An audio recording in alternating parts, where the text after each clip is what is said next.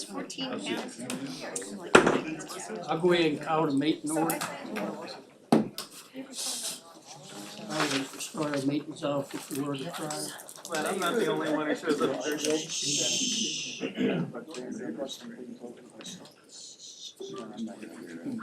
Let's pray.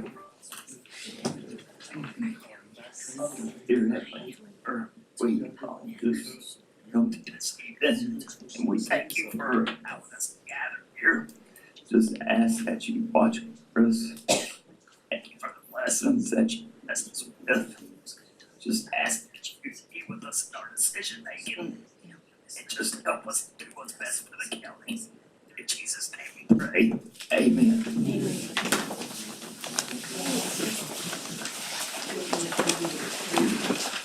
Pledge allegiance to the flag of the United States of America and to the republic for which it stands, one nation, under God, indivisible, with liberty and justice for all.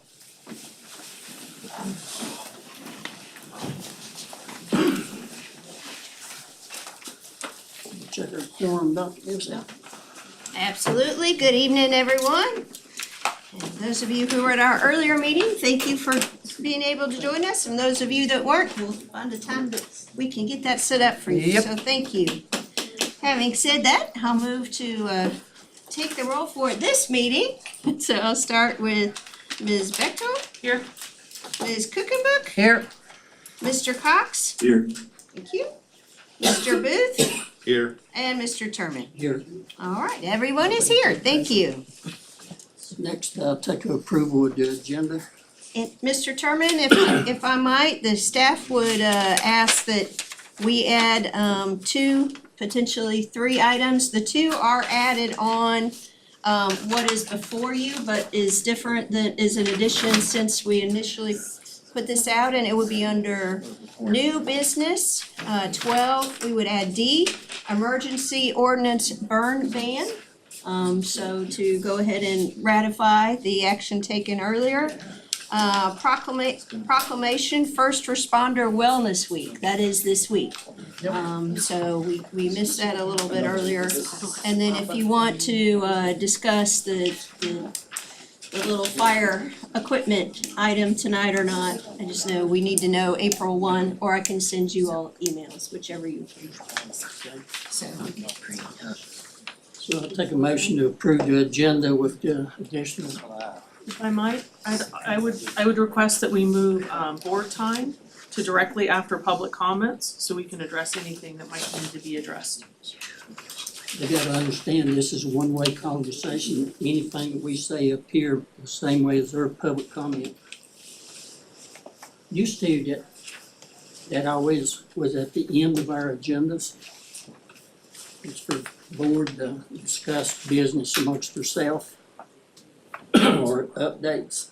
So we'll go ahead and move it tonight, but I'd like to see it put back to the end. May I also remind everybody to sign up through the sheet if they'd like to speak? And then, if there's a sheet on the podium if you'd like to speak during public comment. If you're not signed up, I can't let you speak.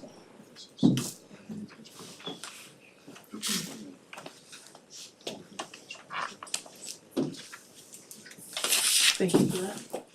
Make a motion to approve the agenda as amended. Second. All right, if I might, on the motion to approve the agenda as amended, both with adding some things and changing the order a little bit. Ms. Bechtel? Yes. Ms. Cookenbook? Yes. Mr. Cox? Yes. Mr. Booth? Yes. Mr. Turman? Yes. All right, thank you. Next will be approval of the disbursements. Does everybody have a chance to look them over? Just had one question. Help me remember, the Robert Welch contractor, 32,000. Housing rehab. EDA? No, it's housing rehab. Sorry, It's part of the With the CD. housing Medina's rehab, other okay. world. Yeah. All right, thank you. So 12th lane. Any other questions or comments? Take a motion to approve. So moved. Second. Motion second, no other discussion, call the roll. All right, on the motion to approve the disbursements as presented, Mr. Booth, Yes. Mr. Cox, Yes. Ms. Bechtel, Yes. Ms. Cookenbook, Yes. and Mr. Terman. Yes. All right, thank you. Next would be the approval of the minutes for March the 11th. I think everybody was here. Anybody have any corrections or comments? If not, I'll take a motion to approve them. So moved. Second. All right, if I might. On the motion to approve the minutes as presented for March 11th, 2025. Excuse me, Ms. Cookenbook, Yes. Ms. Bechtel, Yes. Mr. Cox, Yes. Mr. Booth, Yes. Mr. Terman. Yes. All right, thank you. And if I might, Mr. Chairman, before we have our presenters come up, just as the chairman was saying, if you have, this is not a public hearing, but there is an opportunity, that's a whole different process, okay? But there is an opportunity for public comment on whatever topic it might be, up to 4 minutes. You can't trade your time. So if you want to speak on the study or anything else, please sign up because once they start talking, then we'll take the sheet and that'll kind of be our sign up sheet. And if you haven't signed up, then you won't be able to speak to the group, okay? Anybody? I also want to remind everybody, we got new mics in here. If you're having a conversation back there, if you don't want it showing up on our minutes, keep that in mind, Or on the TV. or on the TV, because it's real sensitive, it'll pick up y'all's conversation as well as ours up here. Okay. Well, yeah, Mr. Chairman, if I might, I'd like to turn it over to Ladina Martin. As you know, about the time I think I started visiting Floyd, almost 3 decades ago, I think Ladina had already established herself as really our water keeper in many ways for the county. And so it only seems appropriate that she has been a staff person that has really been, along with Carla, but has really, and Tabitha, but has really been helping drive this forward, making sure that all the work gets done in a very useful way, hopefully for you all's decision making. So I would like to thank her for her long commitment to this subject and also for her current work. And thank you. Thank you very much. As she said, we've been collecting groundwater information for quite a while. Didn't really know what to make a lot of it, frankly, so, but that's why we're here tonight. We've long known that our groundwater exists in cracks and fissures under the ground. We don't have giant pools of water, I think we all know that. We know that shallow wells are really vulnerable during drought. We've seen those go dry in severe droughts in the past. We also know that no streams flow into the county. Now, a lot of water does fall from the sky here. I was telling these guys, I just got to thinking about this morning. If my math is right, if you think about the rain that we get, it's more than 250 billion gallons a year fall on Floyd County. I was trying to think about, in an average year, I was trying to think about how to put a volume on that, and most of y'all have probably crossed the New River in Radford, where you go over the bridge there. This morning, about 10 o'clock, that was flowing at over something like 28,000 gallons a second. There's a lot of water. But did you know that 250 billion that falls here, only that rate that river was flowing this morning adds up to only 90 billion gallons a year. So there's a lot of water that flows here. It's just that a lot of it runs off and doesn't stay with us.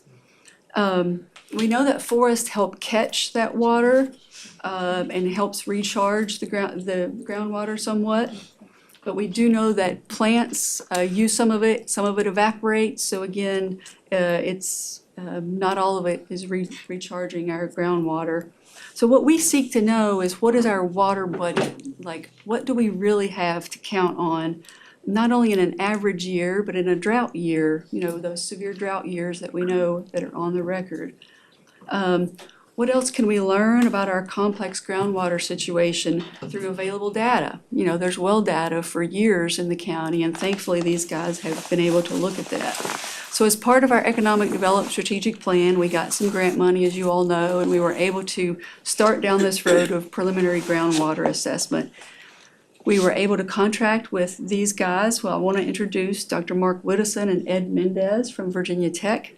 We're really fortunate to have them on this case, as it were, to begin to frame the questions and some preliminary answers for us. So I'm very grateful to go ahead and introduce them, and thank you so much.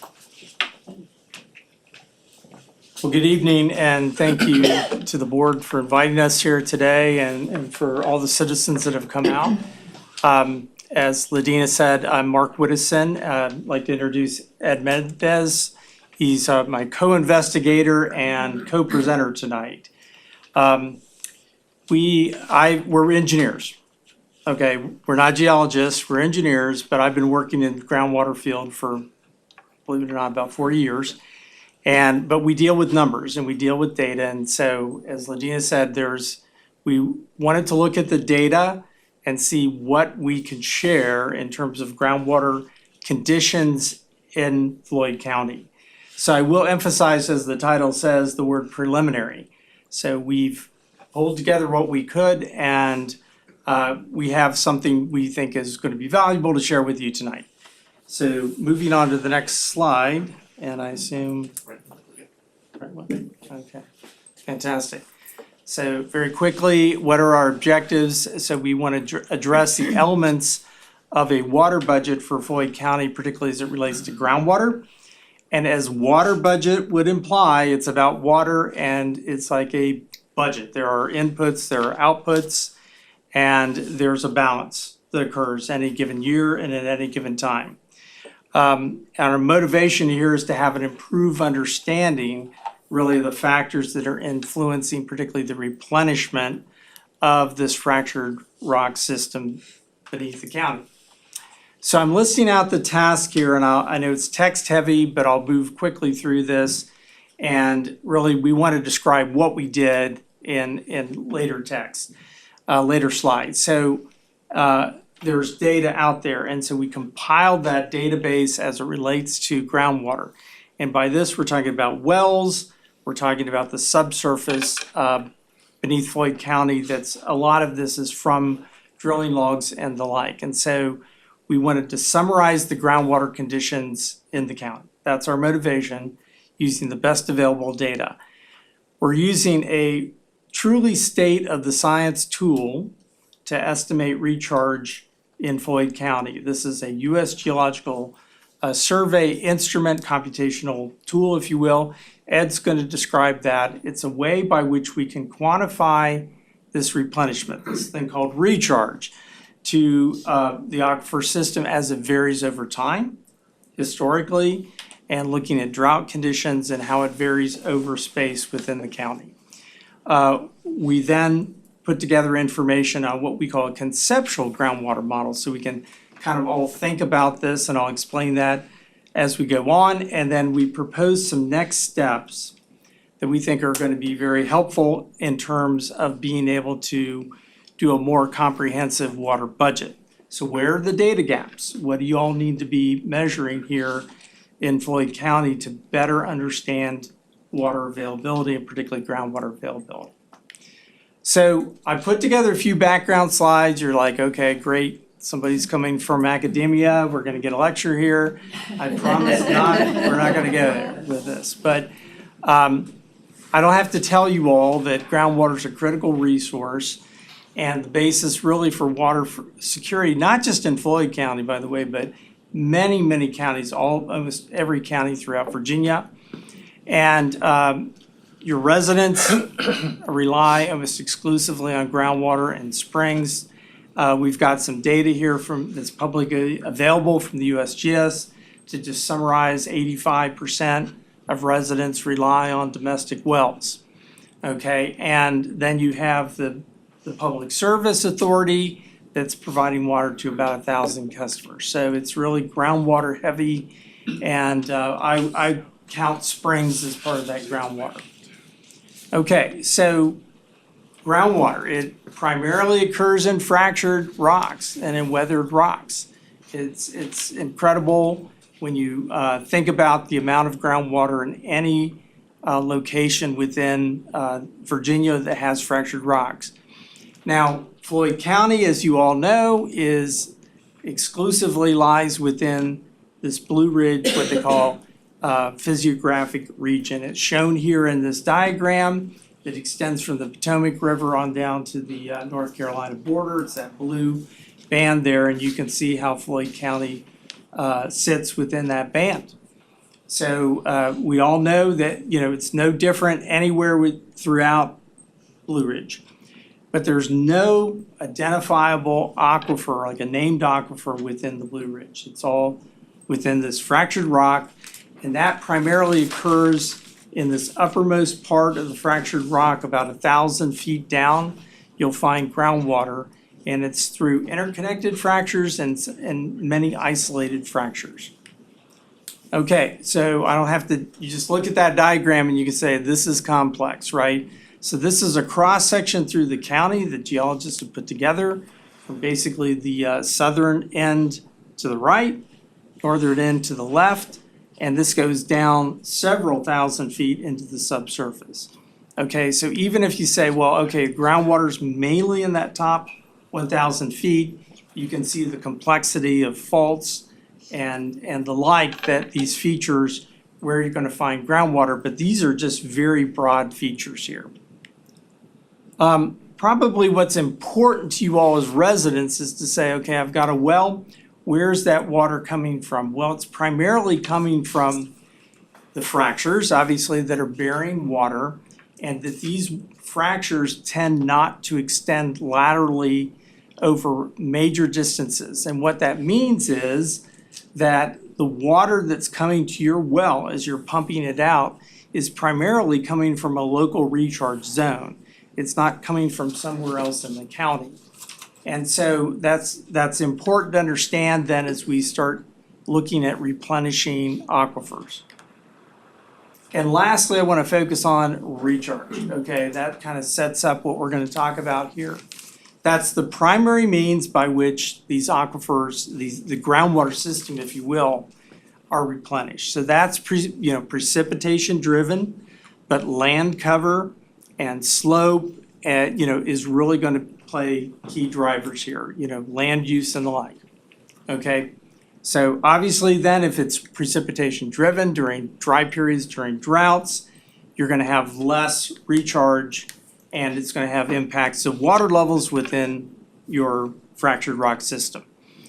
And this is where water budget comes into play. So when we think about water budget, we're not necessarily thinking at somebody's local parcel of land, but really thinking very broadly within the sub-watersheds of the county, and as best as we can within the county itself, being a political boundary.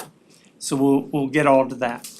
And this graph from a nearby well in Montgomery County obviously shows over a year period, water levels are going to fluctuate. It's only 6 feet here. This is not during an extreme drought, but it's just, we've got data that verifies all that we're talking about here conceptually. So during those months where you have, plenty of rainfall, plenty of snow melt, you get high water levels. When it's drier in the summer, those water levels drop. And it's kind of think of a cyclic pattern that occur over 12 months. Okay, so I'm ready to move on with task 1 here. Then I'm going to turn it over to Ed to talk about the next task.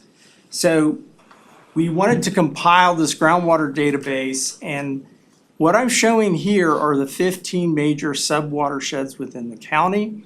Most of these drain to the New River. But what we wanted to do was really kind of think in terms of these sub-watersheds, and what we did is we organized the data within these sub-watersheds, kind of thinking what can we learn by delineating the data in this fashion here. Now, this is going to be important. We all know that rainfall runs off through these watersheds. Well, what we're proposing here is a conceptual model where groundwater also flows within these sub-watersheds, and we'll give you some information to kind of explain that in greater detail. So that's kind of our blueprint here. So what did we learn by summarizing this, and what did we use really to try to, as our data sources? Well, the Virginia Department of Health keeps track of domestic wells. So we were able to obtain the database that provided from VDH that goes back to 2003 to the present. So by a database, what we're talking about here is really just how deep is the well, what was the yield of the well. So that's when the well is drilled, the driller's gonna be out there and pumps the well. They wanna they wanna see how productive this well is. So they're measuring the flow rate in gallons per minute, and that's recorded. So how deep was the well? When did they encounter bedrock?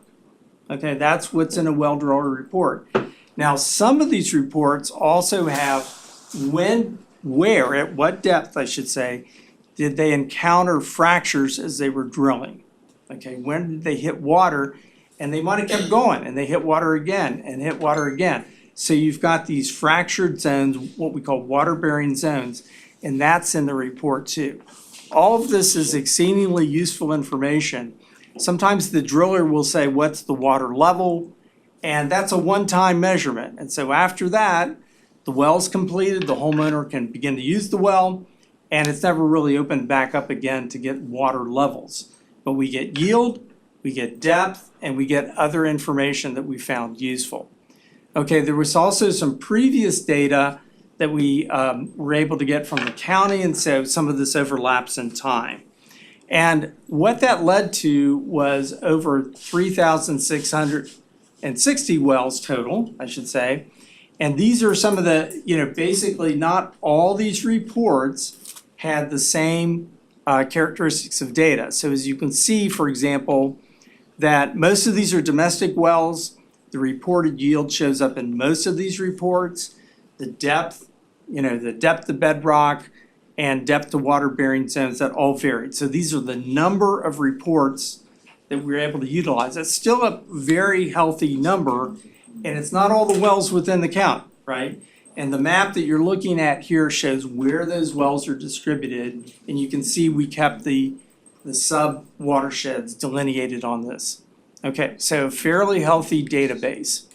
Okay, so this just is showing the number of wells, not any other information, but the number of wells by category within these various sub watersheds. We thought, again, this is important, thinking about location matters, right? And so we have that information summarized here. We also said, okay, what about some averages? We all like to look at that, and you can see that that varied quite a bit throughout the county. But one of the things was that we found that the yield was pretty consistent throughout the county. Where you saw some outliers, meaning high yield, that tended to be locations where there are very few wells reported there. We have the well depth, and as you can see there, the average is about 325 feet. Okay, so we're gonna look at those numbers in greater detail. Depth to bedrock, about 62 feet on average. Depth to the upper water bearing zone. So you hit bedrock at 62 feet. When did you hit a water bearing zone? 176 feet on average, according to these reports. And so where did we stop seeing that water? And on average, that was 238 feet. Now, there are deeper wells than that. And so these are just averages, if you will. So we wanted to plot up where within the, the subset where we knew the total depth, like where are the deep wells in the county and where are the more shallow wells? Well, as you can see from the figure here, where you see large green circles, those are shallow or deep wells. The small darker dots are shallow wells. And there's no clear delineation. And keep in mind there are roads here. And where you're going to find the roads, that's generally where you're going to see the wells nearby. And the little schematic over there think about that well that you've drilled here, you go through the overburden, you start hitting fractured rock. The total depth is shown here, what we're calling the yield, again, that's your gallons per minute. So this is total depth. Okay, we also wanted to plot up yield. Where are we seeing these more productive wells? Well, again, there's not any clear pattern here, as you can see. So again, large circles are more higher yield wells, and the smaller circles, smaller yield wells, which go down to 5 gallons per minute there. So we started thinking, okay, is there a relationship between water yield and maybe the depth? And so we made a plot. Okay, this is what engineers love to do. And what we've got here is depth on one axis, and we've got yield on the other axis. Now look, I made a delineation at 400 feet to see, well, those are sort of our deep wells. And what you'll notice is it's not like those are the high yield wells, right? The high yield wells are all over at various depths, if you will. Lot in the darker green, there's some of your highest yield wells are actually more shallow, around 200 feet or less. Okay, so there's no clear relationship there based on this data set.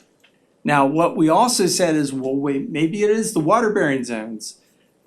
Pretty obvious, and so again, thinking about that schematic, you've got the depth below bedrock, you've got the water bearing zone shown there as those slanted blue lines. So we put these into bins, the number of water bearing zones that are in the well reports and the like, and how much yield on average did you see, sort of a median number, if you will.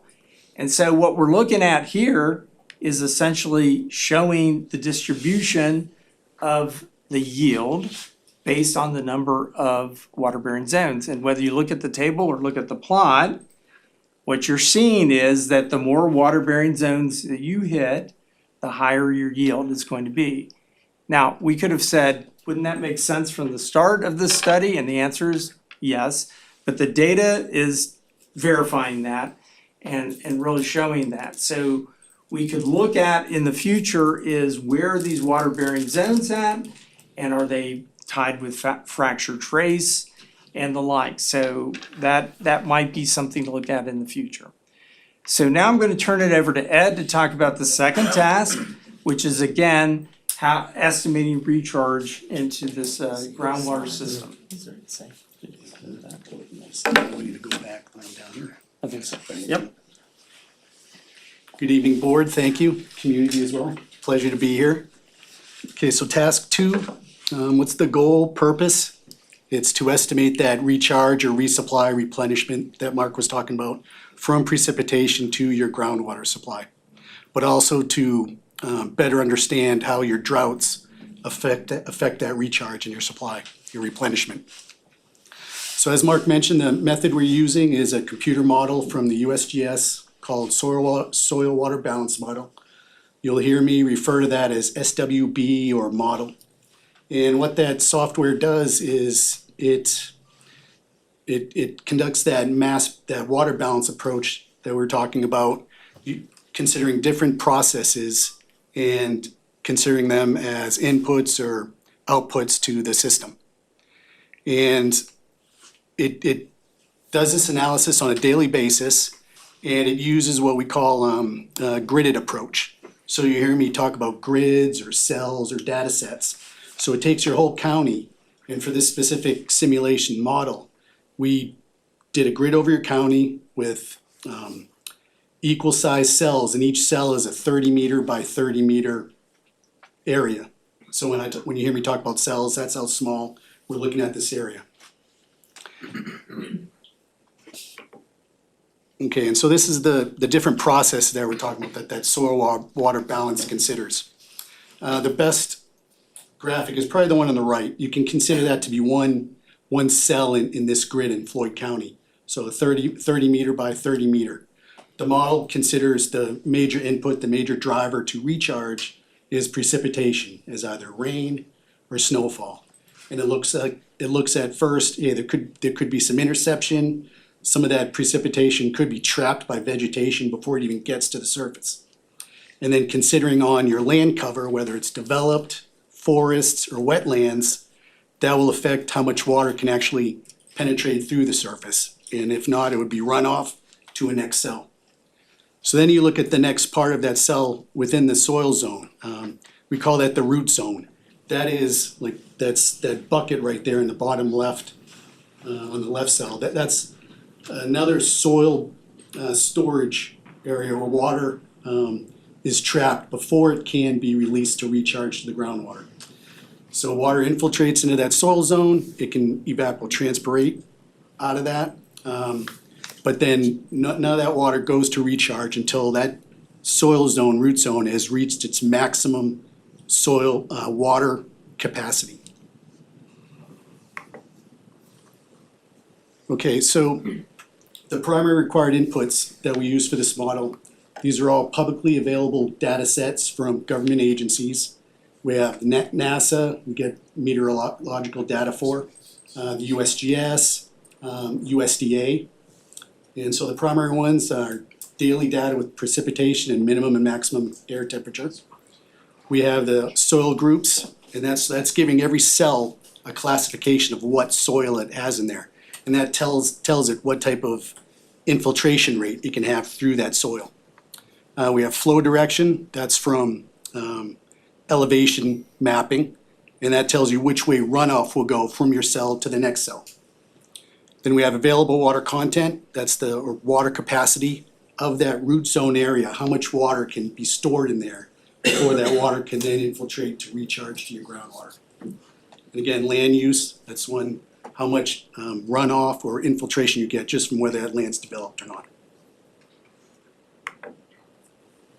Okay, you've seen a slide similar to this before. It basically just shows you the whole area that we use. We use a larger buffer to include full subwatersheds in the calculation of this. But just every number you're gonna see that I'm talking about recharge estimates, it's just recharge just within your county boundary. So that's just for the 15 subwatersheds that Mark talked about before.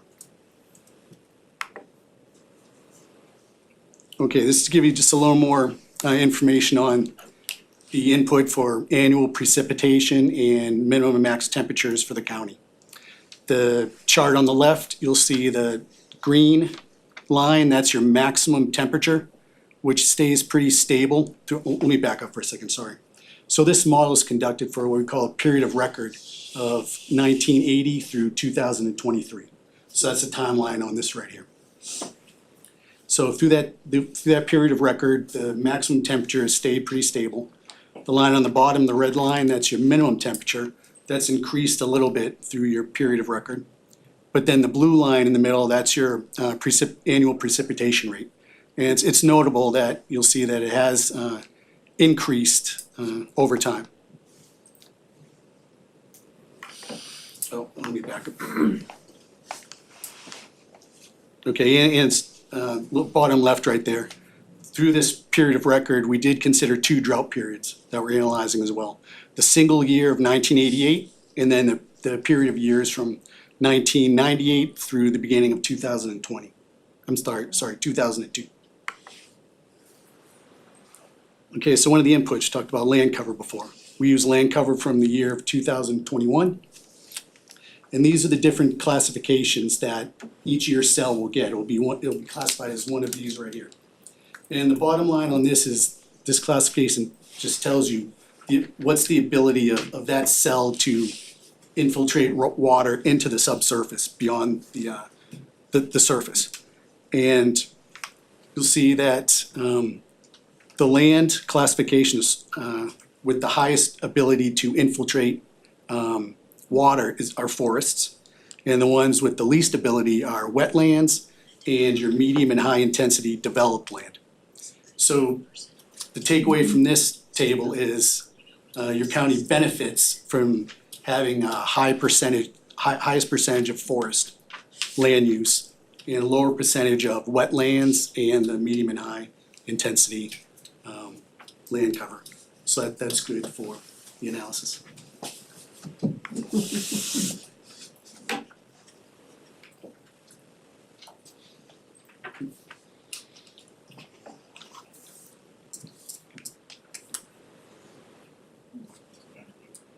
Oh, thank you. So it's the same concept with now considering the soil groups for each of these cells. So the soil groups are there on the left, A through D, and A is the highest infiltration potential for that cell. So again, the county is benefited from having a higher percentage of your total county area. If you look at the last column, higher percentage in A, B, and C. So a higher ability to generate recharge. Did that get it that time, or did you? Okay, thanks. Okay, so now we're getting into results. Okay, so mentioned before that precipitation is the primary driver for these recharge estimates. So the first thing we wanted to look at was the recharge versus precipitation. And this is on an annual rate, so the recharge inches per year versus precipitation inches per year.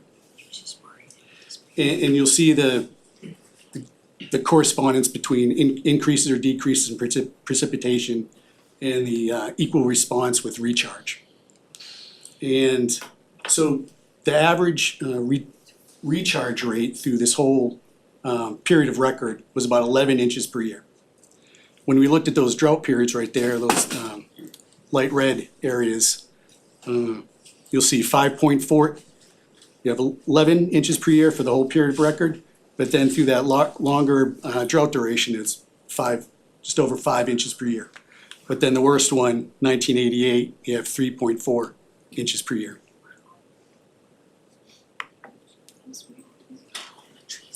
Okay, so now we're looking at recharge results for those 15 watersheds.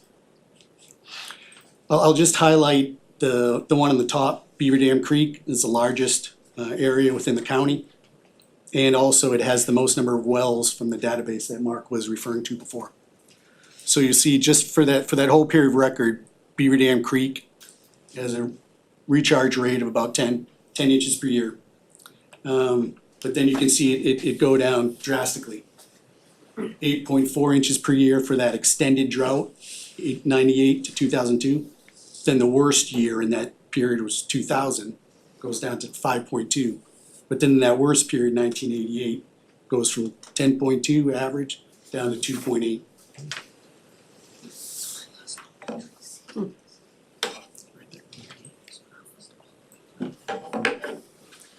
Okay, so this is the county with recharge average for the whole drought period, the period of record, 1980 to 2023. And you can see it's based on a 30 by 30 meter grid cell.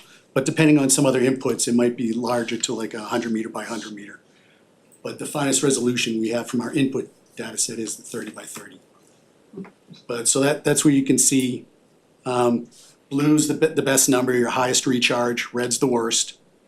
But if you compare this to like your precipitation rates, you see that you have a higher, as you know, you have more precipitation in the northeast corner of the county, more precipitation in the southwest parts of the county. So that's why you're seeing more, one of the reasons why you're seeing more recharge. Okay, this is the same information, but just with that recharge rate average for each sub-watershed.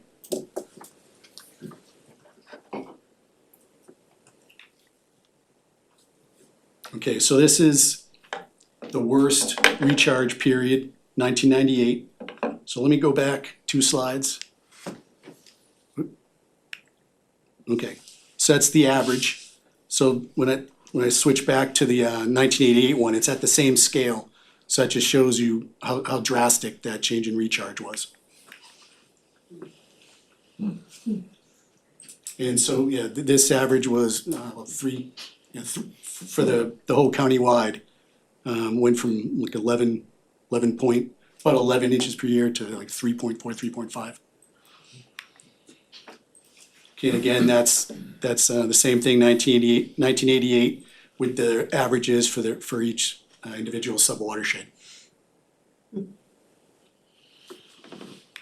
And finally, so this is what we call the deficit. So when you looked at those two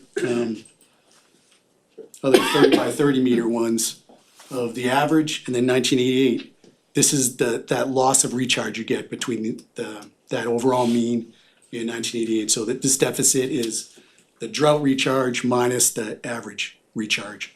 So red's bad, blue's good, and then you can see what happens for, majority conclude that's from the lack of precipitation again in the northeast corner and in the southwest corner from the lack of precipitation.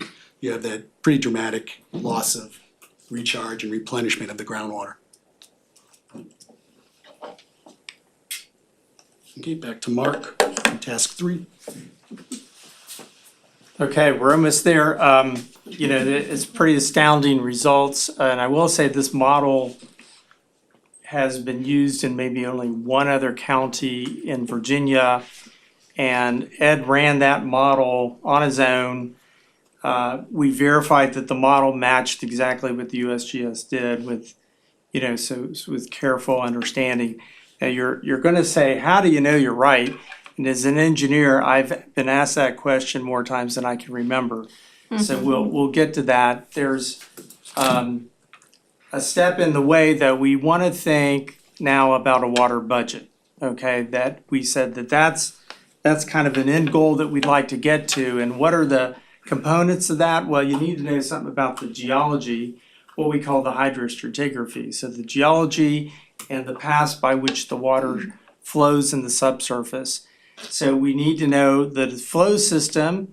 We pretty have a good idea about that. So now that we know where the recharge emanates from and we know it's going to discharge to streams and springs, and then the water budget component, which is quantifying these things. So back to the idea of a budget.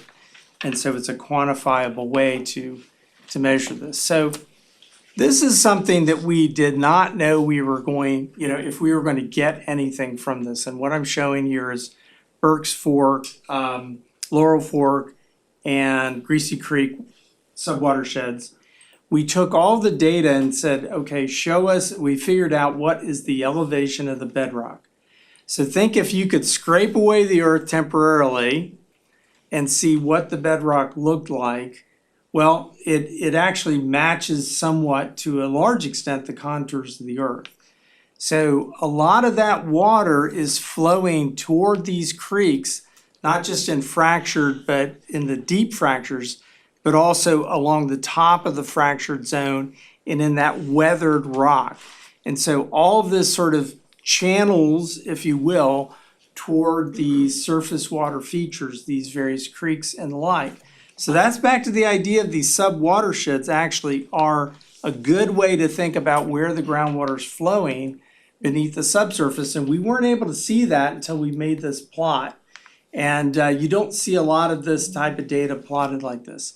So again, think about this. This actually supports this standing conceptual model for what we see in the Blue Ridge. And so I'm just highlighting Burke's Fork here. So this idea, you can see the little arrows, that's how the groundwater is then flowing toward, the main surface water features within these sub-watersheds. I would conclude then that the water within the county is going to stay there. It doesn't leave the county. It primarily flows out through these watersheds, sub-watersheds, and the surface water with that. So thinking about the groundwater flow system, again, water flows from high to low. The high is our recharge areas primarily. The lows are those surface waters. And it's going through these interconnected fractures and also that weathered bedrock along the top. And that's all being driven by recharge. And so the discharge is then where that water goes. So as Ladina said, you look at the river, you see all this water. Well, that's just the earth releasing groundwater. Okay, so all that base flow that we get is groundwater. And so how would we do a water budget? Very quickly thinking about it, it's a numbers game, it's an equation, it's a balance sheet. However you want to think about it. If you're an engineer, you think equation. So what we'd like to do is to think holistically about whether it's a subwatershed or the entire county. We know what the inputs are, we know what the outputs are, we just have to put numbers to them. And so what are the inputs? Well, it's recharge, that's over in the plus column, right? And then over in the minus column are the outputs, so that would be output to springs, you know, your discharge to your creeks and streams and the like, and then of course what you pump out. Okay, so with any balance sheet, you're gonna have a plus or a minus or a zero, and that's what we call the change in stored groundwater.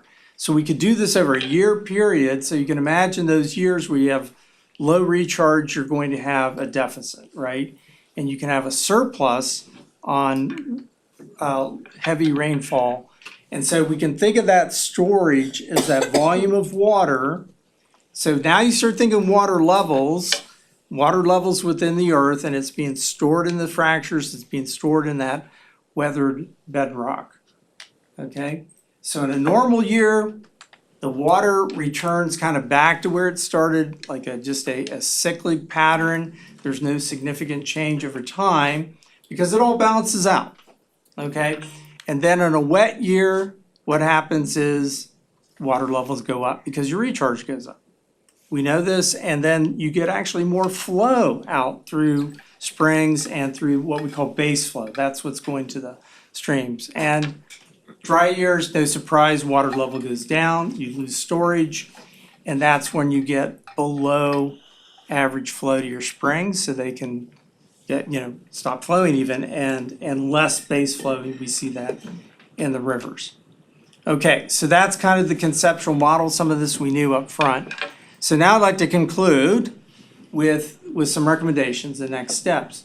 Back to the how do we know we're right kind of a thing. Well, first off, we discovered kind of late in the game that VDH has even more well data for Floyd County, and we downloaded, that information goes way back to even the late 70s. And so we're pouring through that now to try to get additional information. So instead of having 3,660 wells, we hope to have at least double that.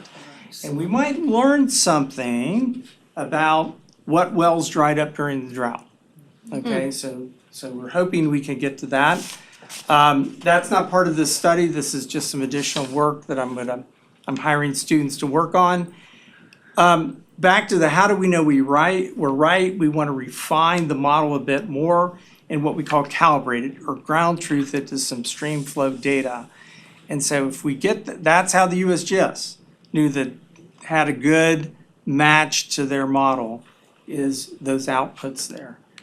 So how would we do that? Well, that's where we get into stream gauges. This is a picture along the little river there. We made some recommendations of where those could be located in the county, and that would allow the flow out back to the water budget, where we could actually measure it in real time and really keep track of what's leaving the entire county over the major water courses. And then additional rain gauges would be very helpful from that standpoint. So there's been some new ones that have been added there.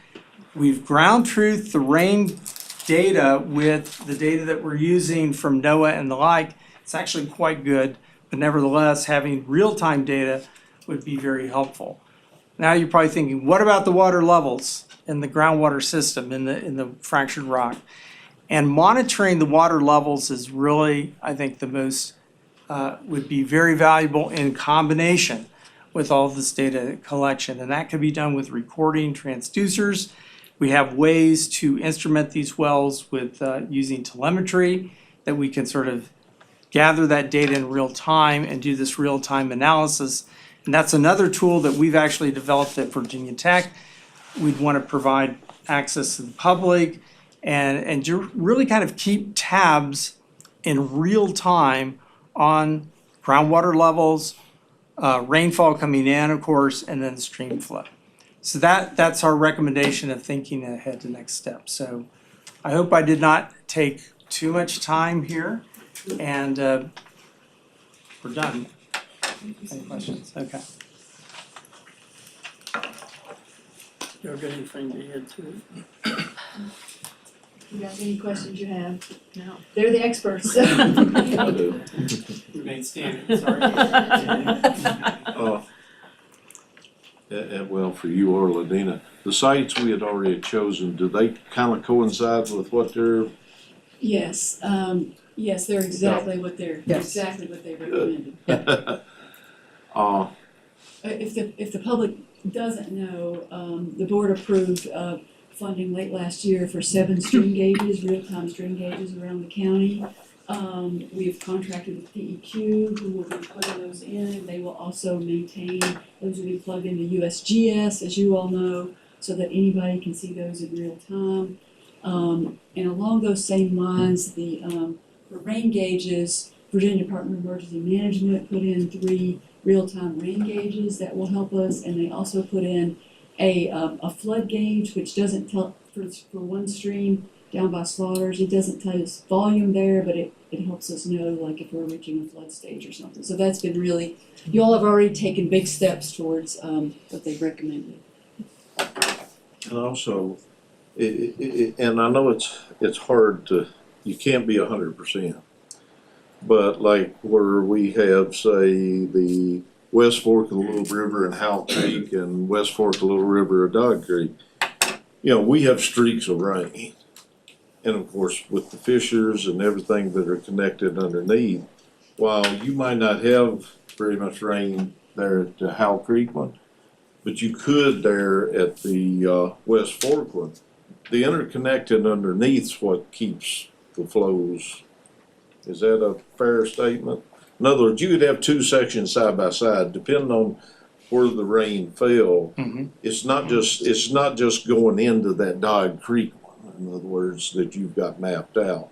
You could have a heavy rain in the Dog Creek that could also increase the water amounts at to a certain extent, some of the other areas. To a certain extent. To a certain extent. It's not going to cover the whole area, but sections in on it. Yeah. And we really, I mean, did I understand you say y'all have developed things that where you can better understand or better the interconnections of these fissures or cracks or, I mean, we don't have aquifer, there may be 1 or 2, but for all intents and purposes, we're in cracks and fissures. Yep. And did I understand you to say you had, there is a development technology that can better show those connecting factors? Yeah, so that's the one thing that really counts, right? Right. Is during droughts, water levels drop, and so that's gonna impact homeowners and their wells.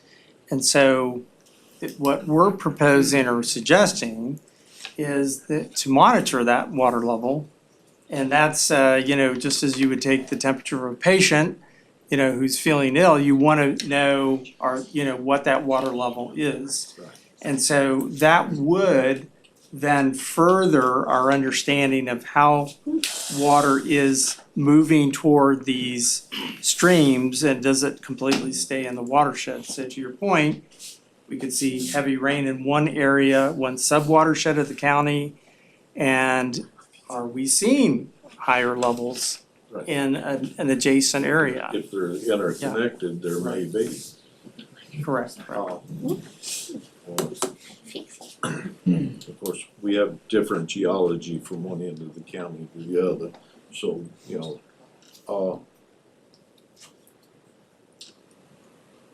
I can't believe I'm referencing it, but we've had studies before.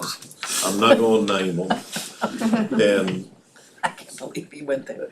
well, I'm I know, sorry, but I know. they were so outlandish after it was all over with. Because what they did, they took some of this data from one little section and tried to apply it all the way across the county. Mhm. And we wanted to make sure this time, and it looks like you're doing exactly what we wanted. We wanted to cover the entire county, not just take a snapshot of one little place and apply it everywhere.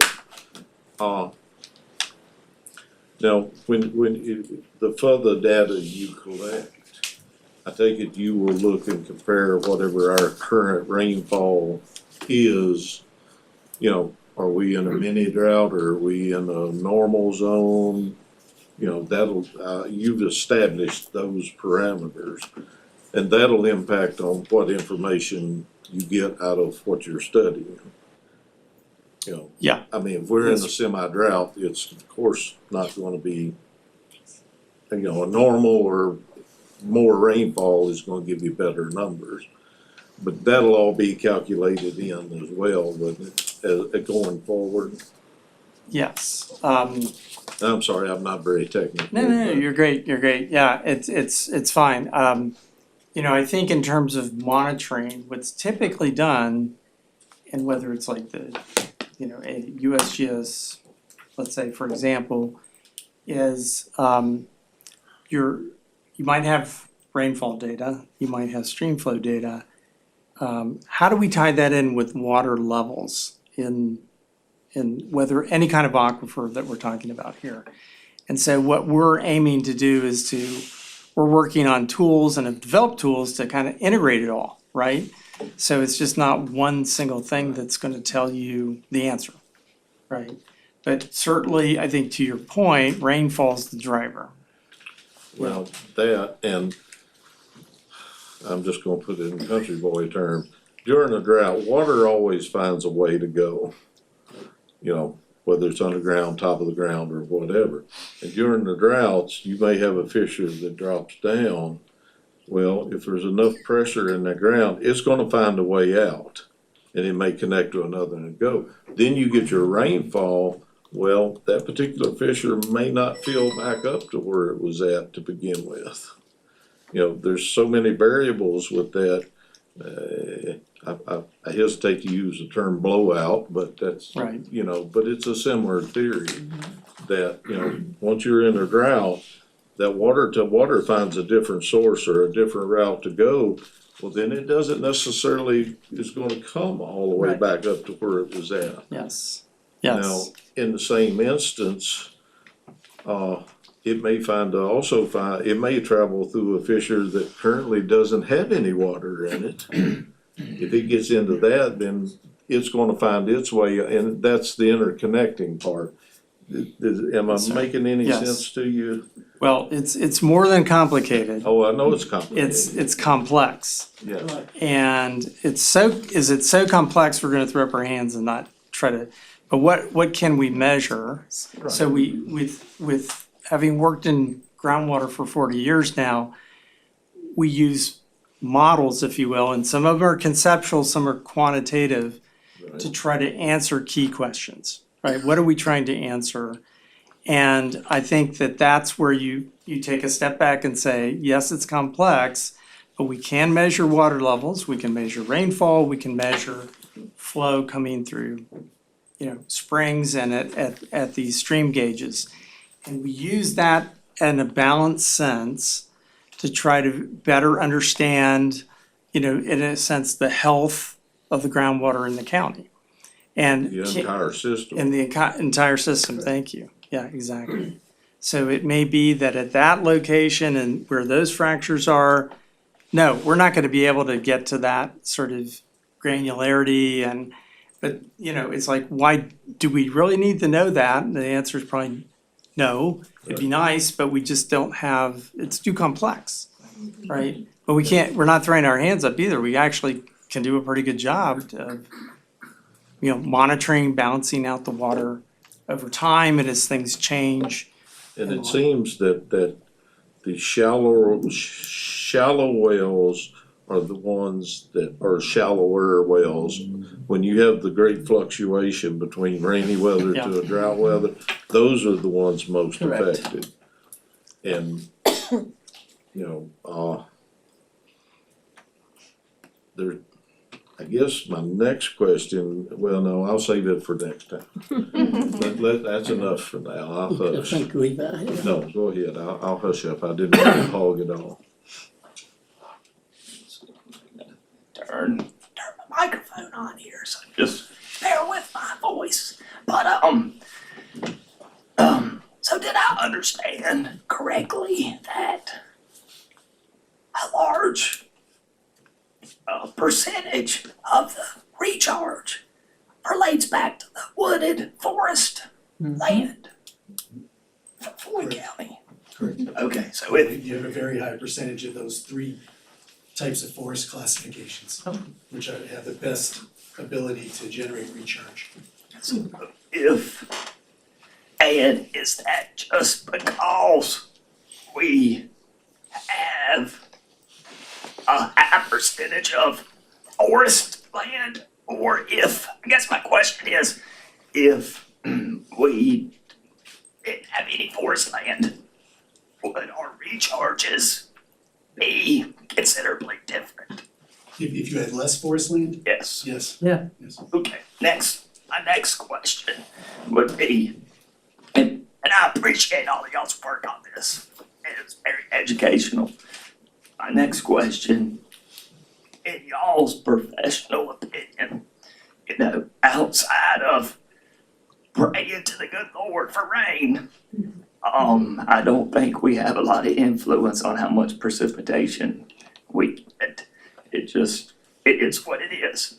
But in y'all's professional opinion, what influence driver as a board for the county do you think is practical moving forward that we do have control over for the next 25 years to ensure recharge at least maintains where it currently is, if that makes sense? It does. It's a tough question. I think that there are strategies that one can use when, and right away I'm thinking like questions of development. Okay? There are strategies that can be employed, and I think I would call them best practices, not just strategies, by which instead of just letting, water, basically run off and rainfall run off and go into the stream or a BMP, is to do some type of intentional method and or BMP that really facilitates recharge. Okay, so this is the thing. I work in the field of managed aquifer recharge, and we're taking millions of gallons of water that are treated and figuring out how to get it back into the aquifer. And one of the things though that's obviously you have to have the water to begin with. So why not use stormwater? Okay, and so I would say give that some thought in terms of, and really some intentional scrutiny of how to really kind of leverage that extra water instead of just allowing it to just run off, is how could it be then utilized for recharge? Slow the water down, essentially. Slow the water down or find ways for it to filter back into the. Filter back into the earth, absolutely. Yeah, Thank you. okay, great. I can't say thank you enough for this incredible study, and I know it'll get filled out as time goes on and more data is put in. But for me, what was most amazing about this was having a beginning understanding of the recharge and how much rain it takes on a square acre of land over time to sustain a single person. So we start getting into ability for the land to provide water for people with hard numbers of how much rain per day on a certain type of land and how much potential rain water there would be in the budget to use for a household. So this is data we've never had before, because it's easy to make the assumption that an inch of rain from the sky is gonna go into your well, when in fact there's a lot more variables that influence that. So it's a complicated calculation that now we have a tool to use to help us make better decisions, and thank you so much for your work. So I, along with Supervisor Bechtold, sat in on this water study group, and it was quite enlightening. It did my heart good to know that we do have as much forest as we do. I mean, we can drive around and we can all see it, but when you when you quantitatively look at a chart and it shows how much, and you realize its importance to our water's health. As a Virginia Tech graduate, I want to give kudos to not only the two of you, but to your students, your graduate students, and everyone else that was involved in this. You know, Virginia Tech was Virginia Polytechnic Institute and State University was formed as a land-grant institution in 1874. And it was that land grant that its mission was to help the landowners in this part of the state. And I believe that Floyd County owes a debt to your group for helping us to better understand what we have, how we can utilize it, giving us a budget, and how I know all 5 of us sitting on this board are just not looking at tomorrow or the next 5 years. All of us are looking to 25 years, when we're not here and sitting in these seats anymore. And this kind of data and this kind of study is what is gonna give us the tools with which we can work. And I just can't thank you enough. You know, when I first saw some of those charts that you all saw tonight, it was, it shocked me. I mean, I knew quantitatively that in 1988 we had a drought because in 86 and 87 I planted thousands of Christmas trees. And they all died. They all died. Almost every single one of them died. If I planted it in 84 and 85, they still lived. I mean, we weren't even sure if we were gonna continue to do that. But, I mean, it then showed it on the maps. So, again, thank you so much. I really didn't have any questions. I asked a lot of mine already. But, I really appreciate all the work. Ladina, Carla, Tabitha also helping to do the back and forth with the tech groups and I'll even, I might regret this, but I'll even give kudos to the Virginia Department of Health for helping you to get the data that you needed when you needed it. And that's wonderful, wonderful news. Thank you, Chairman. I had a question. How far back does y'all's data, you mentioned latter 70s. Do you have any data that goes farther back than that? Yeah, so the data I referred to that went back to the late 70s is Virginia Department of Health in their database. It's, yeah, so that's the data that I'm referring to there. I guess what I was getting at, I don't know, one other guy in the room who probably remembers what I do, and I won't embarrass him, but it was in my early teens. I was raised on a dairy farm. Yeah, it's probably mid-60s. Is the hardest drought that I can remember Floyd County going through. You know, because we was bringing in hay from out of state. We was cutting trees down for the cows to eat the leaves, you know, grazing on the side of the road. Our well or our spring at the farm that run our farmhouse never went dry. Yeah. You know, and I was telling Dr. Millsap today, I can't remember it going dry but twice. And one of them was caused the pipe my dad used in the early 50s finally give out, you know, and then crayfish turned at one time. But I was just wondering, you know, if there was any data that you could compare that drought to, or, you know, to see. I doubt if there's that many wells back then as there are now. But I'd love to see you on. Well, if I may. Yeah. See, the cycle, we have cycles that impact things too. Yeah, that was right before we had all them monster snows in the late Yes, it was. 60s. See, you had all those monster snows, so, and I remember what William Whitlock told me about this, about every 30 to 40 years, you go through a cycle you've been through before. But, I think we're overdue. yeah, we're overdue. Yeah, go ahead. Could you go back to the wells, the blue dots? be, could, I just wanted to make sure I understood that one correctly, but, or that I'm interpreted and it's. I went pretty quick It's through it, number sorry. 14, if that helps you. Oh, you done took it down, alright. Anyway, you know, that's the ones that showing the yields. Yes. And it seems to be very, there's not a consistency.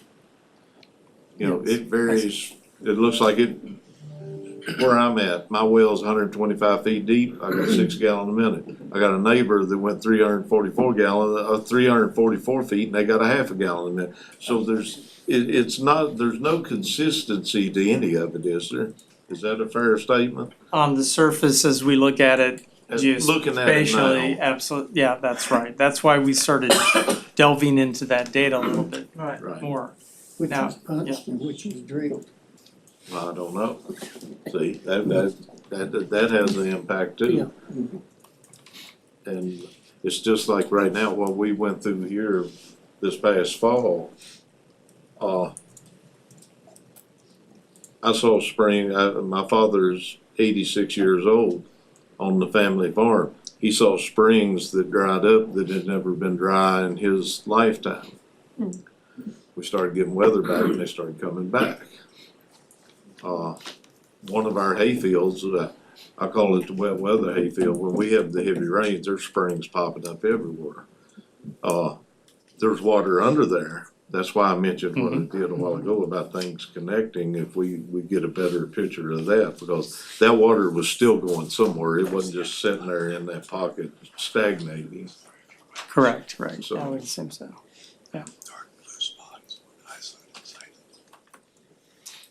Anybody else got any questions? No. Could I Thank you. ask one, could I ask one thing Oh. real quick, just on the, and the well monitoring thing, you said that you all at Tech had started to develop some things on that. That would be helpful to include in the written report a little bit more on that. Okay. Yeah, the As they transducers. contemplate- As you all contemplate future The monitoring, steps. the monitoring of well unused wells to watch the height. Yes. And if anybody wonders what them gauges look like, they can look at the one on the bridge down here at Slaughter's Supermarket. That's the only one that you can really get to right now, so. Which reminded me, did you check on that one down on the river? I was Thank testing you. it out. Thank you. Thank you, thank you, thank you very much. Oh, Yes, thank you.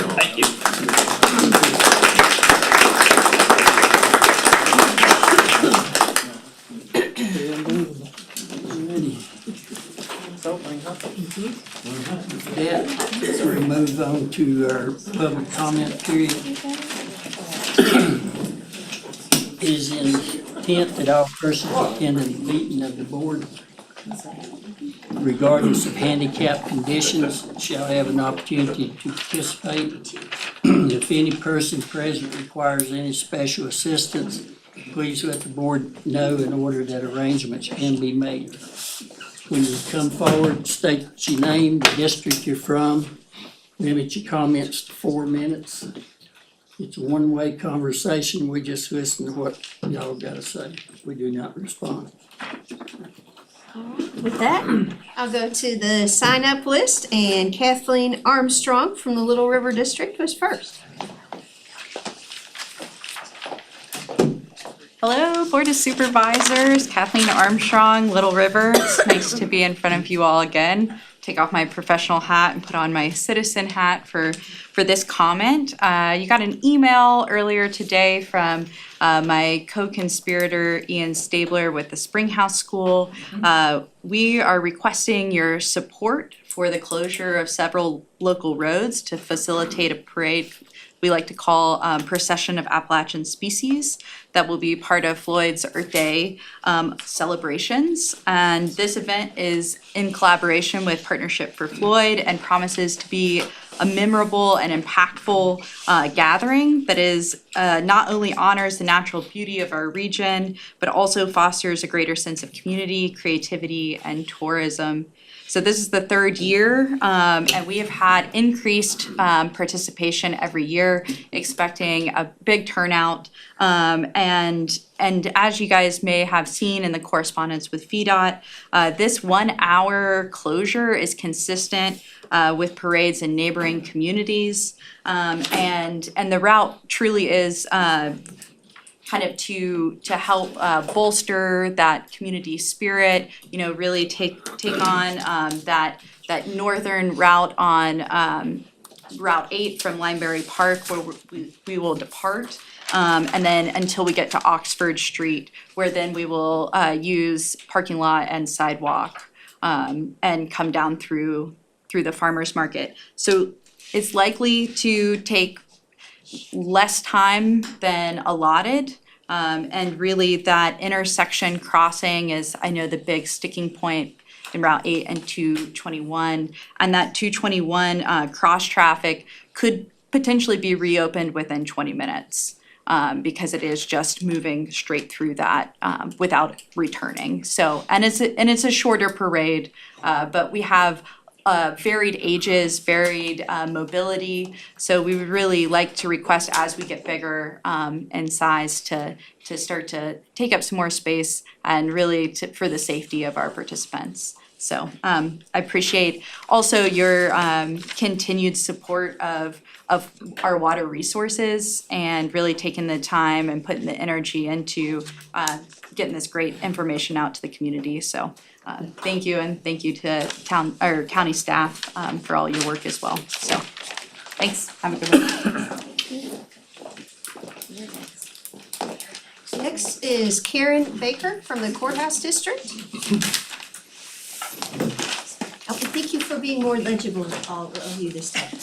I'll try my best. Good evening to the Board of Supervisors. Thank you for giving me this time. I'm here tonight because there was a budget passed, federal budget for FY '25 through the end of the year, September 30th, and it was passed 10 days ago. And I've been spending a lot of my time in the past 10 days looking at the effects of that budget. It was very difficult to read. I don't know. I assume that possibly your county administrator has also been trying to figure out what's going on with it. It's difficult because it references several other acts. Rather than saying this is the budget and this is the change, it tells you go here, go there, go here, go there. And so it's extremely difficult. But having spent that time, I'm very concerned, and I think others in the town are concerned about the effects on our county as a result of this budget, and also of the budget that'll be passed hopefully before the end of 2025 for FY '26. And the overall effect of this budget is that a lot more money is given to functions that we don't have in this county, like to ICE and Homeland Security, and less money is given to things that we do have in this county, like Medicaid. It's not that the per person Medicaid amount is cut, it's the ancillary services like transportation for Medicaid. Our community health center, which is part of a group in the state, ours, I don't know what it is, but there's significant reduction in the amount of money for community health centers, and our community health center, Tri-Area, is a significant provider of healthcare in this county. So I don't know what the specifics will be for Floyd, but I do know that we're starting with this budget of the amounts that were given for 2024, and then there are losers and winners, and we're on the losing side pretty much here in the county because of our lack of things like ICE and large scale operations that are given more money. So I'm very concerned, as like I said, community health centers, I'm concerned about transportation for the elderly, I'm concerned about Meals on Wheels for people, I'm concerned about, well, those are the big ones for now. And I'm here with Kamala Bowers, who's also going to talk about other things that will be affected by this budget. But we're urging the county to get ahead of this and be proactive in getting an analysis of what specifically we're losing and where we're going to have big holes in our budget. So I'm just here raising the red flag and saying that Virginia Tech has a wonderful Center for Economic and Community Development that helps communities to deal with these kind of things, and I know you're aware of them. And we would really urge the Board of Supervisors to consider getting some upfront, ahead of the ball information about where we're gonna have holes in our community services over the next year.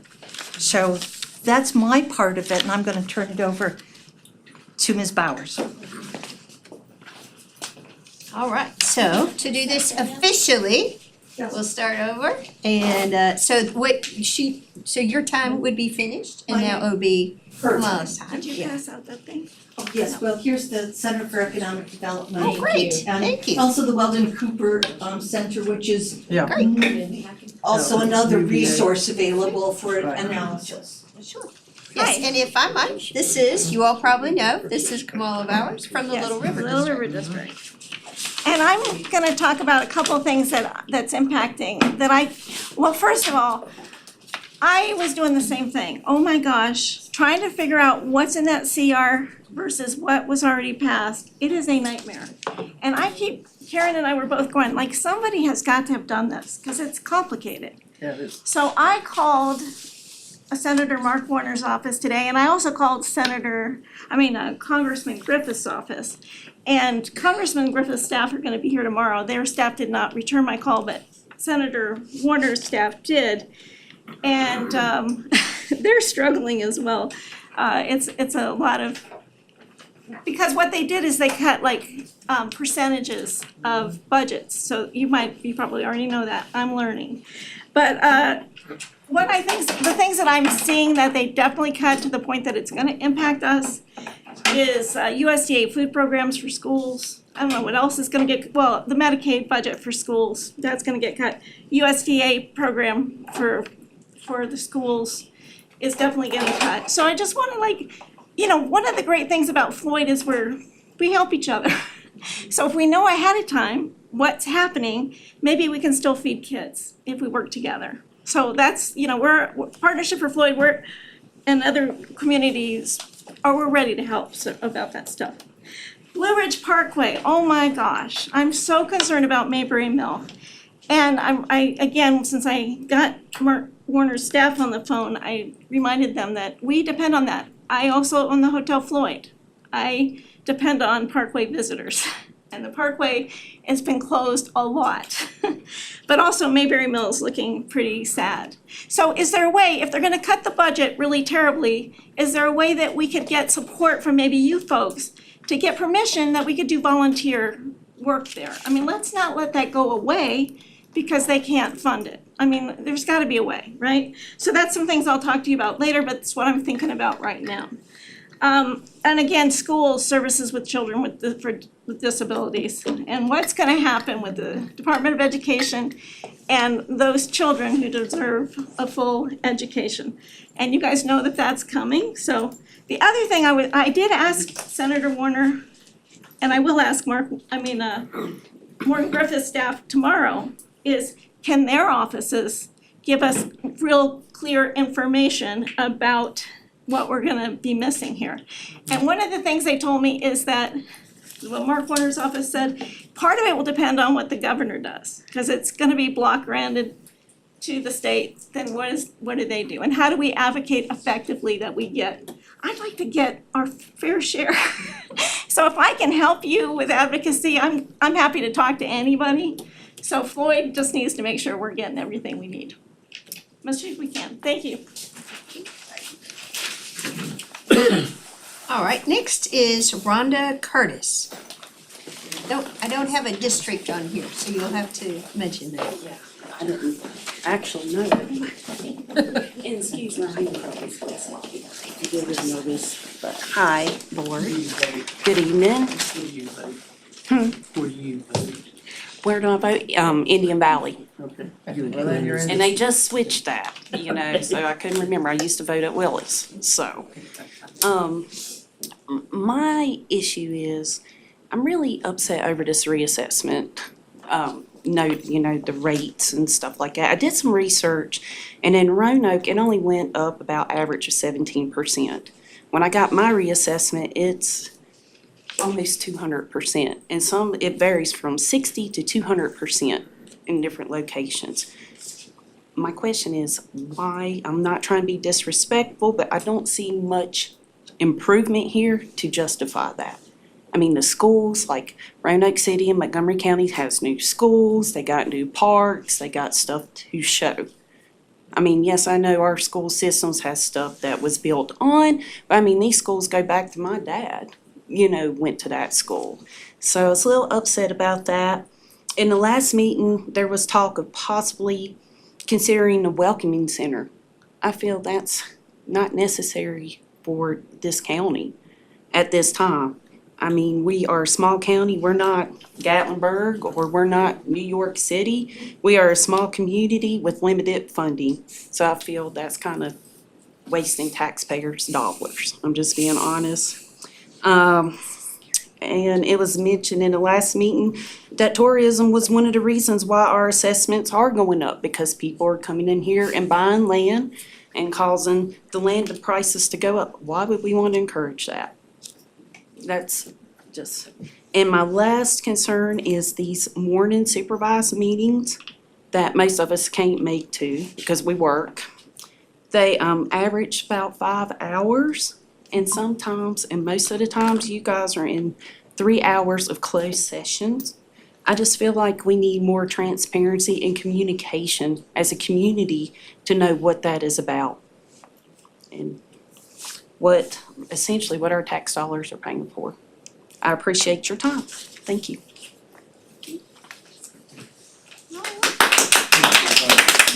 Is Mr.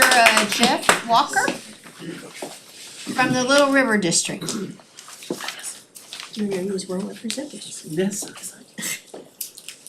Jeff Walker, Little River, Virginia Tech graduate also. Been working in environmental science my entire career. I came to listen to the presentation on the water studies. And I wanted to share some perspective from the earth science, geology and soils. Thornthwaite's not new. We've been using that since the 80s. In fact, we used to use Fortran cards to run these things. You have to get them in a stack or have a rubber band. When the engineers talk about recharge, and when Linda, you're talking about the trees all dying that year, we've had a few years like that since then. I got here in '86, so I experienced that drought, actually '85. The system is an attenuation system. Rainfall, when it falls on an acre of land, an inch of rain is 27,154 gallons. Don't linger on that thought, just remember it's 27,000 gallons on an acre. To do the math, and you can all help, I can hold your hands or I can just tell it to you. So let me just show you how this works. If you take the question of 3 to 5 inches in the drought year, so 3 inches times 27,000, that's 81,460 and some change. If you divide that by 450 gallons, which is a 3-bedroom house, according to the Virginia Department of Health, we don't actually use that much water. That's the design value. That means you get, on an acre, you get 181 days of water. So on a 2-acre lot, your entire year's rainfall that was recharged through the Thornthwaite equation comes to a year's worth of water. Now, I don't want you to forget that water passing through a rural home, not a PSA home, but a rural home, all of it returns back to ground through the septic system. Every drop, except for what gets sprayed on the windows or and evaporates or washes the car or washes off the driveway, right? All that water stays in the system. We know from studies from, I think it was the northern part of the county, that the groundwater system is attenuating to the effect of rainfall becomes spring water after an average of 3 years. And what I know from my experience is that water that comes out of a well, passes through a house and goes to a drain field, it returns back to that well also within about that 3 years. And the math is complicated. Like, I know I can measure water in a borehole, and I know that I can measure, say, 25 centimeters per day of flow out of the test apparatus.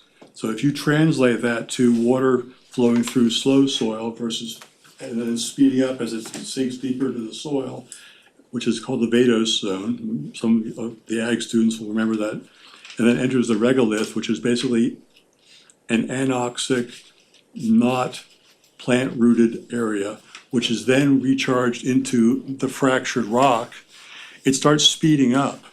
And so deeper soils have more storage capacity and more recharge potential. So the graphs that we saw on the charts, they're all explained through our sciences. Your time's up. Be glad to speak to any of you that are interested in the topic. The next speaker is Zachary Heakin from Courthouse District.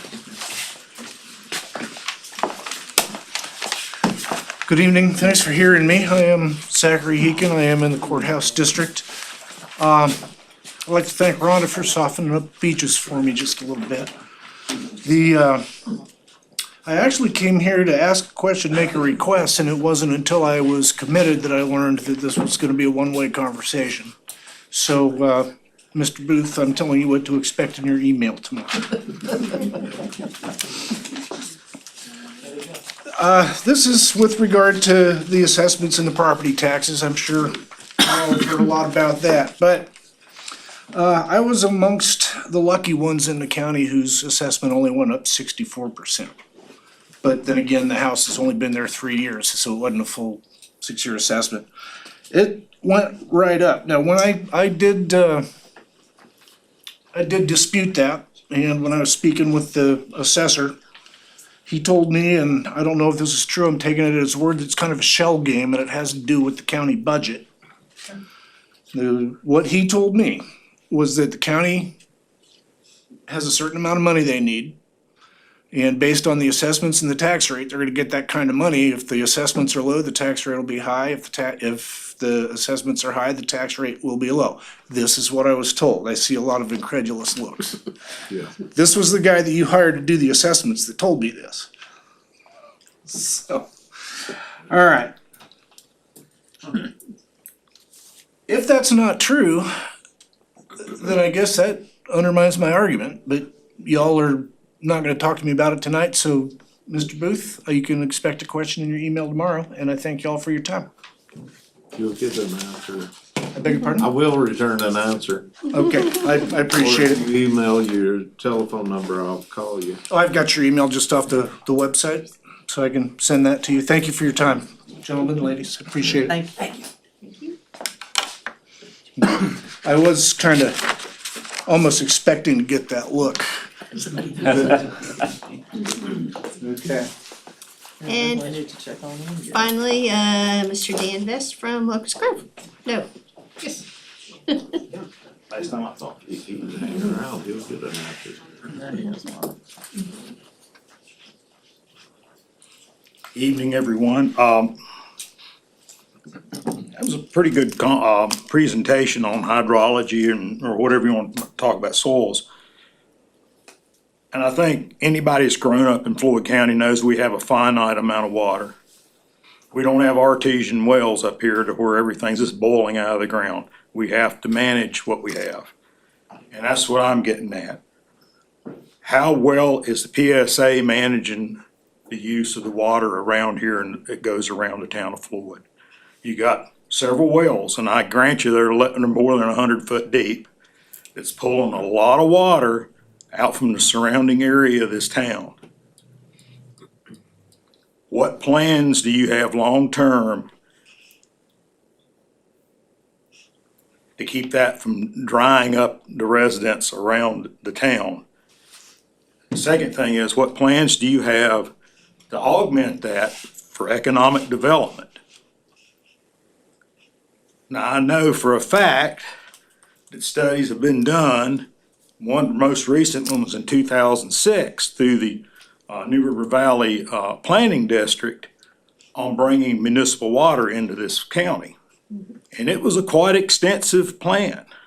Wow, Czech even is gonna get municipal water by that plan.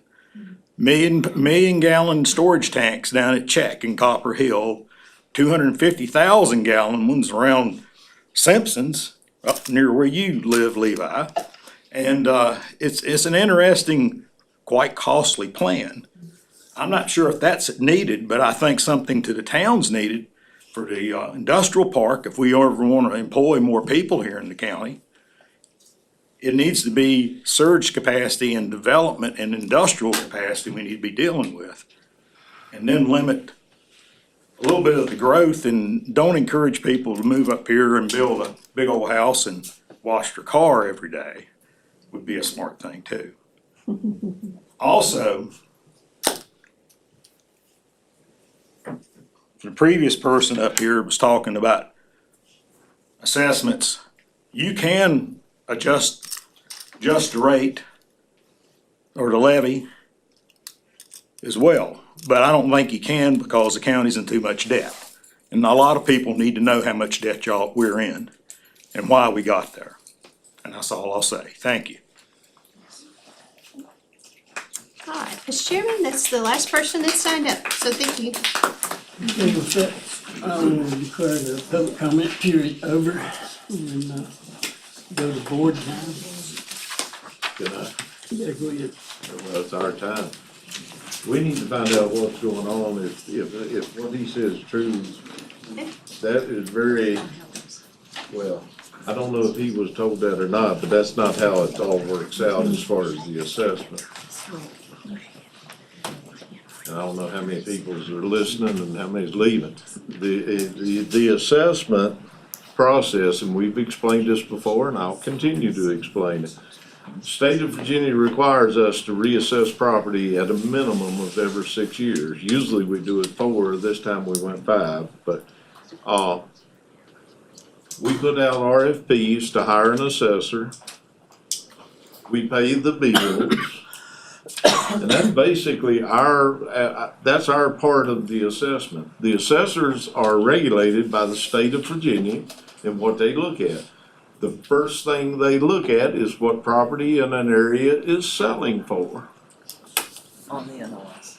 You know, and we don't control that, we don't impact that, we can't influence that. That's the first thing they look at.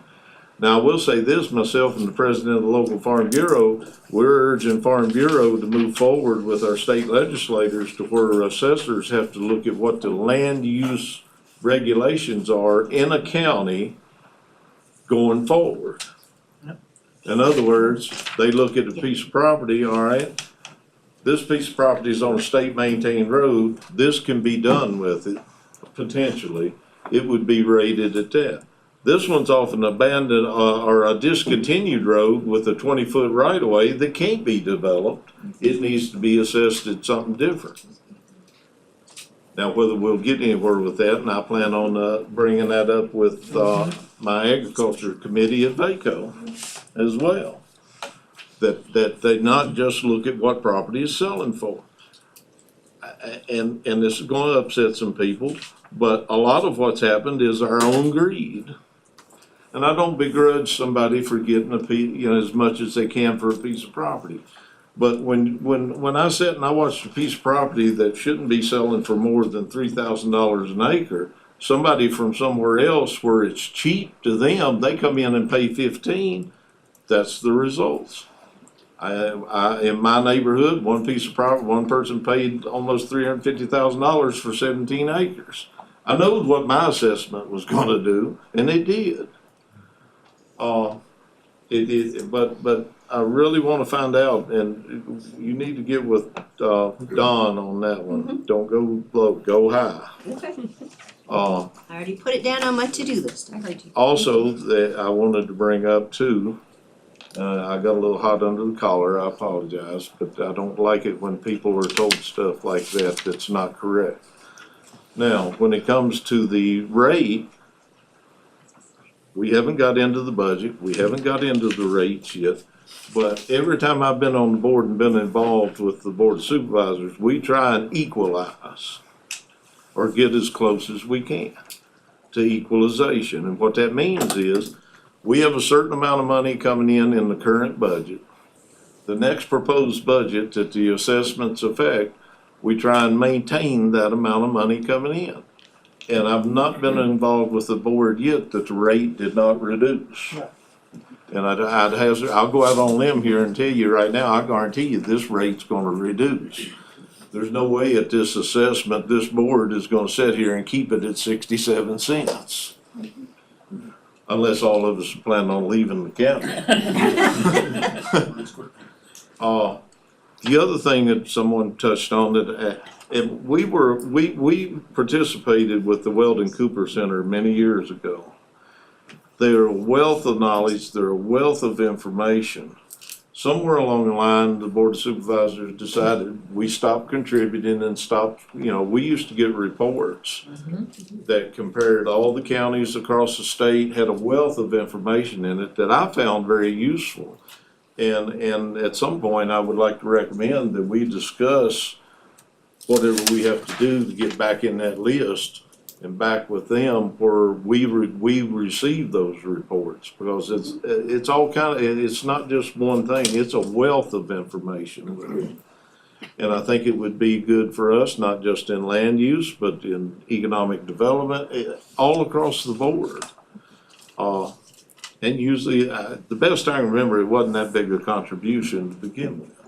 But something for us to discuss at budget time, and I'm gonna hush up before I let my blood pressure go any further. I'm gonna add something to your assessment information.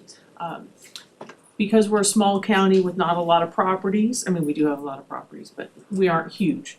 We do our assessment on a cycle of 4 to 6 years, generally 5 years. Roanoke has a continuing assessment, they revalue every year, so they have lots of increases every year. So when you do that, it appears less painful, but when we do this cycle of every 5 years, it seems like a big jump when this happens. If you do 17% every year versus it increase. And on the tax rate, we're required to equalize it before we start our budget. So we drop the mill rate down to balance our money coming in to be no more than 101% of what it was last year. And then we do our budget, and then we can adjust the tax rate if people wanna adjust the tax rate. But we go through the same process, a more rigorous process of public hearings, public notifications. So that part of the tax rate stays the same, that process of public hearings and such. But we haven't even touched our budget yet to know what's going on. But the mill rate does come down to equalize as close as we can to last year's income. So your property, you're rich in your property, but we aren't California, your tax rate doesn't go up hand in hand with your assessment. Well, I just add to something I hate paying taxes, We all do. I hate it. My house went up 76%. And, I've told some people that, and I think some people say, well, since you're on the board, we didn't think yours would go up. Yeah, I went up 76%. So, and I absolutely despise paying taxes. I think before we get too wound tight here, one way I've tried to look at this is if we take the taxes out of the equation, let's just pretend for a second we don't have to pay taxes. Now, I know in reality, death and taxes are the only thing that's certain. But let's just for a second pretend there's no tax. What you got in your mailbox, or I think 52% of the county, mine was 76, but on average 52%, was basically a statement that says, hey, Mr. or Mrs. So-and-so, your net worth just increased by such and such. Now, I've lived here my whole life, seen a lot of changes, just like some of y'all in the audience. But I would prefer to see a statement that says your net worth just increased by such and such, instead of, hey, bad news, your county is a deprived area. No one wants to be here. There's no jobs. Your assessment just went down 76%. That's gonna play a huge impact, especially if I just purchased my property a few years back, and let's say my loan amount is for $300,000. The new assessment comes out, and my house is now worth $215,000. I'm already upside down pretty quick. So I think there's a silver lining if we forget about the tax. Most of us just seen an average of 52% of a net worth increase. That if we need to, I'm not a proponent of this, but we can borrow a line of credit, right? Or the appraiser will appraise it higher if we need to get a loan for something. But, you know, I understand the tax comes back into play, and that's what we're gonna deal with. But, I've took a lot of phone calls about this, and I hate paying taxes just as much as everyone else out here, so just, trust us, give us some trust and faith, and, you know, I wanna treat this budget just like I treat the Cox family household budget. And if any of you know me, I go to the value menu when I go to Wendy's. So I'm pretty tight.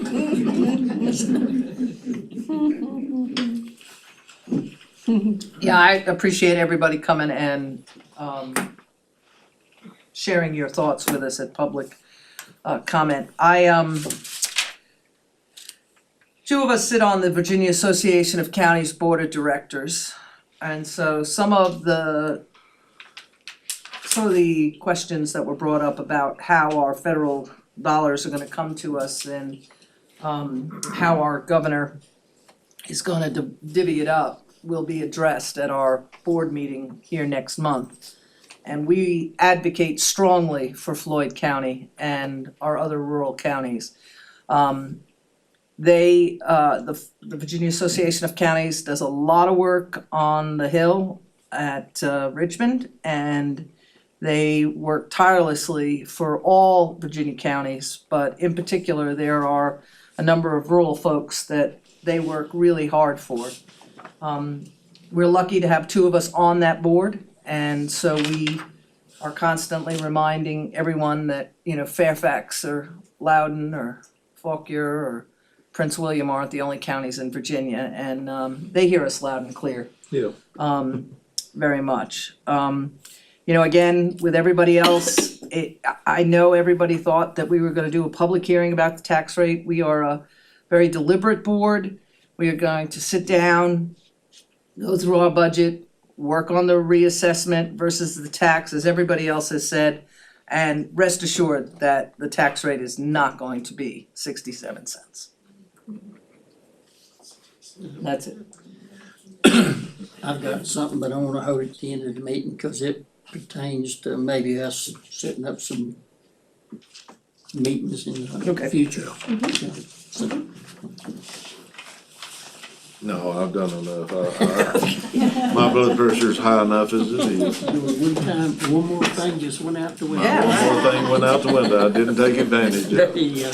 So, alrighty, we'll move on up to our old business then. Okay, thank you, Mr. Chairman. And we're gonna divide the first one, the OAA and Peer Center update between Kim and myself. As you know, I've asked Kim to take up the leadership of putting together the Floyd County Peer Center, which of course is related to some substance issues. And anyway, we're excited about that. It's gonna be funded primarily, well, pretty much exclusively through OAA funds, either granted to the county or granted to the region in a competitive pool. And then also with some contributions and commitments from other groups outside of the county. So this is not county money coming in here. This is the county utilizing other funds. So with that, I'll let Kim start and talk about the center itself, and I can talk about Just the for funding. anybody that might not know, that's the opioid abatement authority money, which came from the opioid abatement trials and settlements. Thank you. Peer Center update, we had to wait till the assessors, they were utilizing that space during the assessment period. They are now officially out, thanks to Mark and his team. Everything is where it needs to be. Commissioner of Revenue received all their stuff. Staff member and I, Sydney, went through and did a punch list to see what's necessary. I will get with Mark and Andrew. It's really in decent shape, depending on the funding and how and the timing of it, just the painting and things of that nature. And then, like Linda said, we have a partnership with another facility who's funding a lot of the furniture. Met with them, the group, Chad, DSS, agency to look at prospective, furniture and computers and desks and areas, and as well as they are in the process of interviewing to staff it. We got resumes that were reviewed and things of that nature. So it's moving along. Obviously, there was a delay because of the space utilized by the assessors, but now that they're gone, we'll get on a schedule with Mark, get that ready, revisit the relationship, the community program, and move forward. In addition, we've also engaged with Recovery Court, so we're looking to see how they can participate and volunteer, as part of giving back to the community as well. So it's a win-win. Questions about that? So, to follow up a little bit more on that, so that is the primary vehicle that you all have chosen to use to try to address some of the substance issues that occurred because of the opioid situation. And so in addition to this, I wanted to let you all know there is also funding, because we are part of this regional group, for wraparound emergency services for individuals. We've taken a different position on you all's direction, which I think was a really good choice on your part, to have those administered through our Department of Social Services. So they're gonna be able to essentially use this to augment some of the crisis situations that they see. And so we spoke even as late as today about that we're gonna be able to move quite a bit of that out the door. It's as much as $12,000 by the end of the year and $26,000 available for that alone. So, and that's to really help people who are in this kind of crisis that might need some assistance, but it would go through the process of social services. So they would meet all the requirements and those kind of things. In addition to that, we are coming very close to submitting a new version of the regional application. Those are due April 1st. And so there are many things that are funded out of that. There's several buckets of funds that go to groups like the Community Services Board and the Health Department, several other partners for particular programming. One of the things that is being included this year that has not been included before is a specific additional amount of $50,000 to help Floyd be able to upfit our peer center we were just discussing. So that'll come out of the regional funds and come to Floyd. It won't necessarily come out of the other. And so we'll be moving forward with that, starting pretty quickly. And so again, the amount of the total grant is a couple of $1 million. So it is unfortunate how we got to this situation that we had all these folks that developed challenges with opioids and the fact that these companies had to settle, but we're pleased to be able to use it. I will also update you, I think I mentioned something earlier. We are getting some FOIA requests from the defendant's attorneys. So both us and the state organization is beefing up the requirements for reporting to make sure that everything is being used as it's supposed to be, which I'm very confident we are, but it will help protect those funds going forward. So with that. Questions? And if I may, cause this peer center through Floyd is a referral resource in totality. It's not just focused in one lane. So it's a resource for families, it's resumes, budgeting, could be resources in the community for health, for dental, for, clothing, for food. So it's a little broader aspect that, and, obviously within substance use disorder, as well, to help, become productive members of society. But I wanna make sure that we reminded, because we've said it prior, that it's not just a one shoe, one fit. Right. It's a resource center that can help a plethora of issues. And everybody's affected by it one way or another. You don't necessarily have to have, you could be a victim of, a parent who whatever, and you're an adult and you still need some assistance, guidance, help, like I said, resume building, researching for, online things, computer skills, all those things. Counseling. Resources for counseling, exactly, any type of, group. So I just wanna make sure that is real clear. Thank you for that. I was Yeah. gonna bring up that this is not just for the person that has the addiction. It's a broad thing. It's for It's a family disease. family support, the Yep. whole thing. Correct. And if I might also build on that just a second, so some of you may have heard of other models for peer recovery. And so just wanted to let you all know that every county, so we're working on building centers or putting together centers in Pulaski, in Montgomery, in Giles, and every community is taking a slightly different approach based on what their elected leadership feel is the appropriate avenue for that community. And so it's not a one size fits all, and we've really tried hard, as Kim suggested, to keep to the model that this is really support for the individuals, but also for their families, for somebody to come by and say, hey, this person in my family that I don't want to name has these challenges, and how can I deal with that and be supportive and those kind of things. So and that was at the direction of the board that they wanted to go that direction. So let me clarify that as well. It's not just the addict that's addicted, it's the whole family that's addicted. Yeah, the concept is it's a family disease. Right, yeah. So you don't have to be the person who's actually in active addiction or the family is They affected enjoy by the it. drugs and everybody else suffers. Well, yeah, it's a grueling journey, so, to make sure that there's resources for those people as well, right, to help themselves, to help others, so.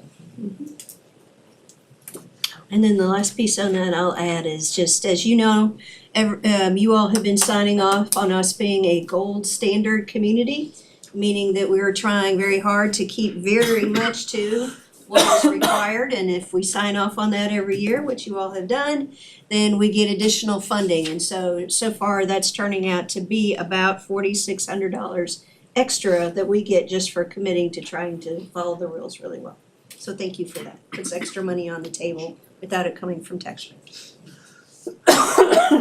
Ms. Chairman, the next item is just real quick. I wanted to update you a little bit about the 2 radio towers that we have been pursuing the most recently. There's one area that you all have known about where there is another tower nearby that is a larger tower. So we have had to work with that company and our current tower folks to try to make sure they're clear. It won't be an issue for them. Ironically, they're one of the people that want to charge us $3,500 a month to put the same equipment they're challenging on that exact tower. So we think it might be that they just don't want us to have that land. But we've awaited they had a 30-day wait period from that company. We have now reached 30 days, so we are initiating some additional language from our attorney to tell them they need to answer. So that's kind of where we are. The good part on that one is we believe we have a backup site that will be almost as good. So as soon as we clear this out, we'll be able to look at that, but it is nearby. I think they're going to force us into a deal. Yep. They don't know. We might have another ace in our pocket. The landowner, I will say, has been very helpful. They would very much like to sell this to the county, to be able to provide the support, but the tower company has been a problem. The second one is a little bit more positive, which has to do with the area near the Buffalo. And so you'll see when you get to my written write-up in your packet, some of the map about where that might be. But we have got some more communication this week from the Department of Cultural Resources, and they have actually walked the space and feel really confident, and so that will work with them. And so we've been starting communications with another landowner up there that it would be very helpful if we could use their access road for a fee. So we are moving forward on both of those, and once those hit, then the rest of them fall pretty quickly, because we have a couple others lined up, but those are the ones that their location determines which of the other sites work how well, if that makes sense. So I wanted to let you know there is movement on that, even though it seems like it's taking forever, which it is. With that, those are the 2 items we had. We got some interviews. Yes, Mr. Chair. Okay, let's take a 5-minute break before we go into closed session on the interviews. Thank you. Thank you. That'd be great. You need your blood pressure pill. Okay.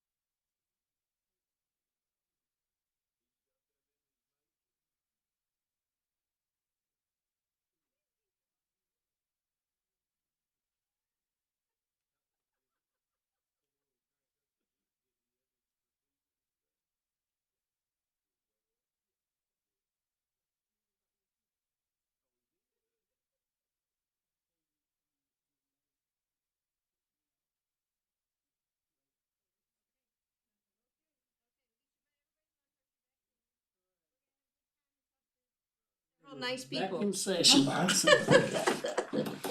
with that, I'll take a motion to go into closed session under 2.23711A1. So moved. Second, Motion second. rolling it Is along. that fast enough? That was good, that's good. And in the right order, isn't that correct? That's right. On the motion to go into closed session under 2.23711A1, discussion, consideration, or interview of prospective candidates for employment, assignment, appointment, promotion, performance, demotion, salaries, disciplining, or resignation of specific public officers, appointees or employees of any public body, and the rest of it has to do with school, so I can skip that. And the specific category has to do with board appointment. With that, Mr. Booth? Yes. Ms. Cookenbook? Yes. Ms. Bechtel? Yes. Mr. Cox? Yes. And Mr. Terman? Yes. All right, thank you. We will go into.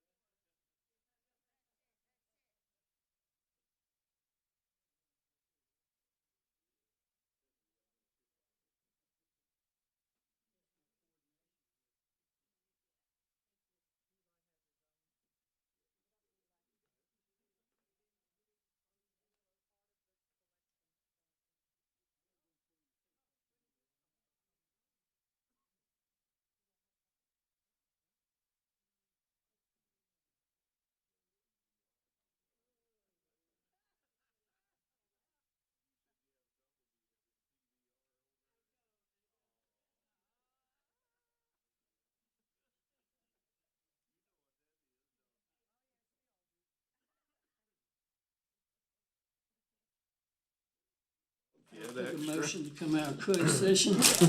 So moved. Second. Motion second, call roll. On the motion to come out of closed session, Ms. Cookenbook, Yes. Ms. Bechtel. Yes. Mr. Cox, Yes. Mr. Booth, Absolutely. and Mr. Turman. Yes. All right, thank you. I'll take a motion certifying that we only discussed those things that went into closed session for. So moved. Second. On the motion to certify that we only talked about the things in closed session that we were supposed to talk about in closed session, Mr. Booth, Yes. Ms. Cookenbook, Yes. Ms. Bechtel, Yes. Mr. Cox, Yes. and Mr. Turman. Yes. All right, thank you. Open the floor to any nominations or motions that you may have. Mr. Chair, I'd like to nominate Chris Warren to the position on the EDA. I'll second if you're ready. Yeah, I'm ready. Second. Call roll. All right. On the motion to appoint, thank you. Sorry. I'm also getting Appoint. tired, thank you. Yeah. That was me, I not was you, pretty ma'am. sure I heard you say appoint. Yeah, that was me, not you, so sorry. On the motion to appoint Mr. Chris Warren to the unexpired EDA term previously of Andy Finn for the dates of 3/25/25 to 12/10/27. Yes. on that motion, Ms. Bechtel, Yes. Mr. Booth, Yes. Ms. Cookenbook, Yes, and I just want to applaud how many qualified candidates we had. Absolutely. Thank you. thank you. All right, Mr. Cox? No. No, okay. And Mr. Turman? Yes. Okay. All And that right, was my fub up. I was the one who said nominated. I have no idea, I'm also kind of. Being So that's sorry. recorded, I guess I might as well. I think Alright. we did decide we want to send a letter of appreciation to the others and to please watch and Yep. definitely apply to other things. Okay. So with that, we can move on to new business. New business, exactly. So, and we won't tarry long. So the first item here under new business A is surplus generator. So you all may recall that kind of behind our maintenance building, there is a generator that has been sitting there unused in the parking lot for some time. Mark would very much like to surplus that and let the sheriff sell it at the next auction. And we got up with Steve to see how we need to do that. And he said, basically, you all need to take action tonight to, It's in our, thank you. Thank it's in the packet, right? It's in fact, yes, thank you. And so you need to take action tonight if you're willing to do that, to officially make it surplus so we can do that, and that is under 15.2-951, surplus property. I make a motion that we authorize staff to participate in the surplus auction and to sell the generator, Declaring it as surplus. declaring it as surplus. If you're ready for a second. Yep, I'll second. All right. On the motion to declare the generator as surplus and allow the staff to move forward with selling it under the sheriff's auction, Mr. Booth, Yes. Ms. Cookenbook, Yes. Ms. Bechtel, Yes. Mr. Cox, Yes. and Mr. Turman. Yes. All right, I thank have you. a question.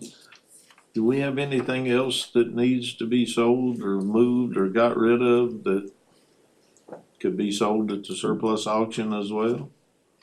Well, you know, I may have texted Kim while we were out at the transfer station today, and between our staffs, the staff, we're gonna get somebody out there to see if maybe some of those things might need to go as well.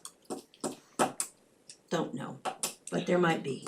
Well, Maybe the thing that, I know we did this specifically and I don't know if it's appropriate or not, but I know in the past, we've taken, and the board has made authorized staff to sell stuff at that type of auction. And we didn't have a specific list. In other words, we didn't vote on each item. We just left it up to, so let's say that there's an old filing cabinet in Danny's office that needs to be got rid of, or, you know, whatever. Great. Danny said, don't be selling his furniture. Well, that was just an example.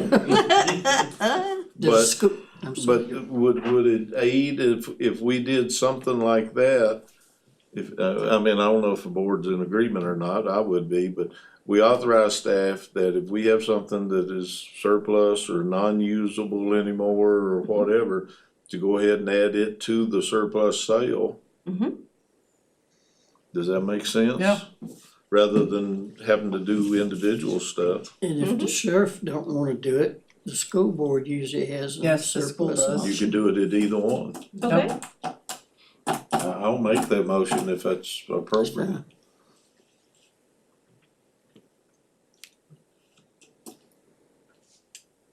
It's gonna fail. Second. You to word it. Yeah, I know. No. Well, she'll read it back to us the way it's appropriate. Yeah, no, second, I just hope that, what I would prefer just would be like a committee of folks, like, you know, I don't know, not just one person go and say surplus. I mean, we'd have to, I think it would be good for maybe 3 people to be on the committee to, and do this a lot, you know, just don't wait until now. I mean, if we start seeing that we've got surplus stuff that we're not gonna use, especially with, you know, what might be left or what has been left, let's go ahead and, yeah. I was Sell it thinking, before it decays and it'll bring more if it's so quick. Yeah, what had been done in the past, and I think that was, we're going back to Jim Whidden, but the building inspector, county administrator, and then, you know, like, no, that's what I mean, and whoever's the Right. department head for Right. that department, exactly, you know. yeah, that's kinda what I mean, yeah. I didn't explain it deep enough, I apologize. So It's not just one person. The motion gonna be for like 3 people. Yeah, this kind of committee of just people like Yeah. the building inspector, county administrator, and a And the department Department head. But that motion needs to be different, I mean. That's a separate different from- motion Yeah. than this, Yeah, yeah. right Yeah. now, we just needed a motion Yeah. to, And I'll amend my motion to include a 3-member panel. there you go. All right, Will you amend and I'll your- I'll amend my second And or so that's include different, that. we are So we're already voted legal. on that one, Yep. so we're adding one.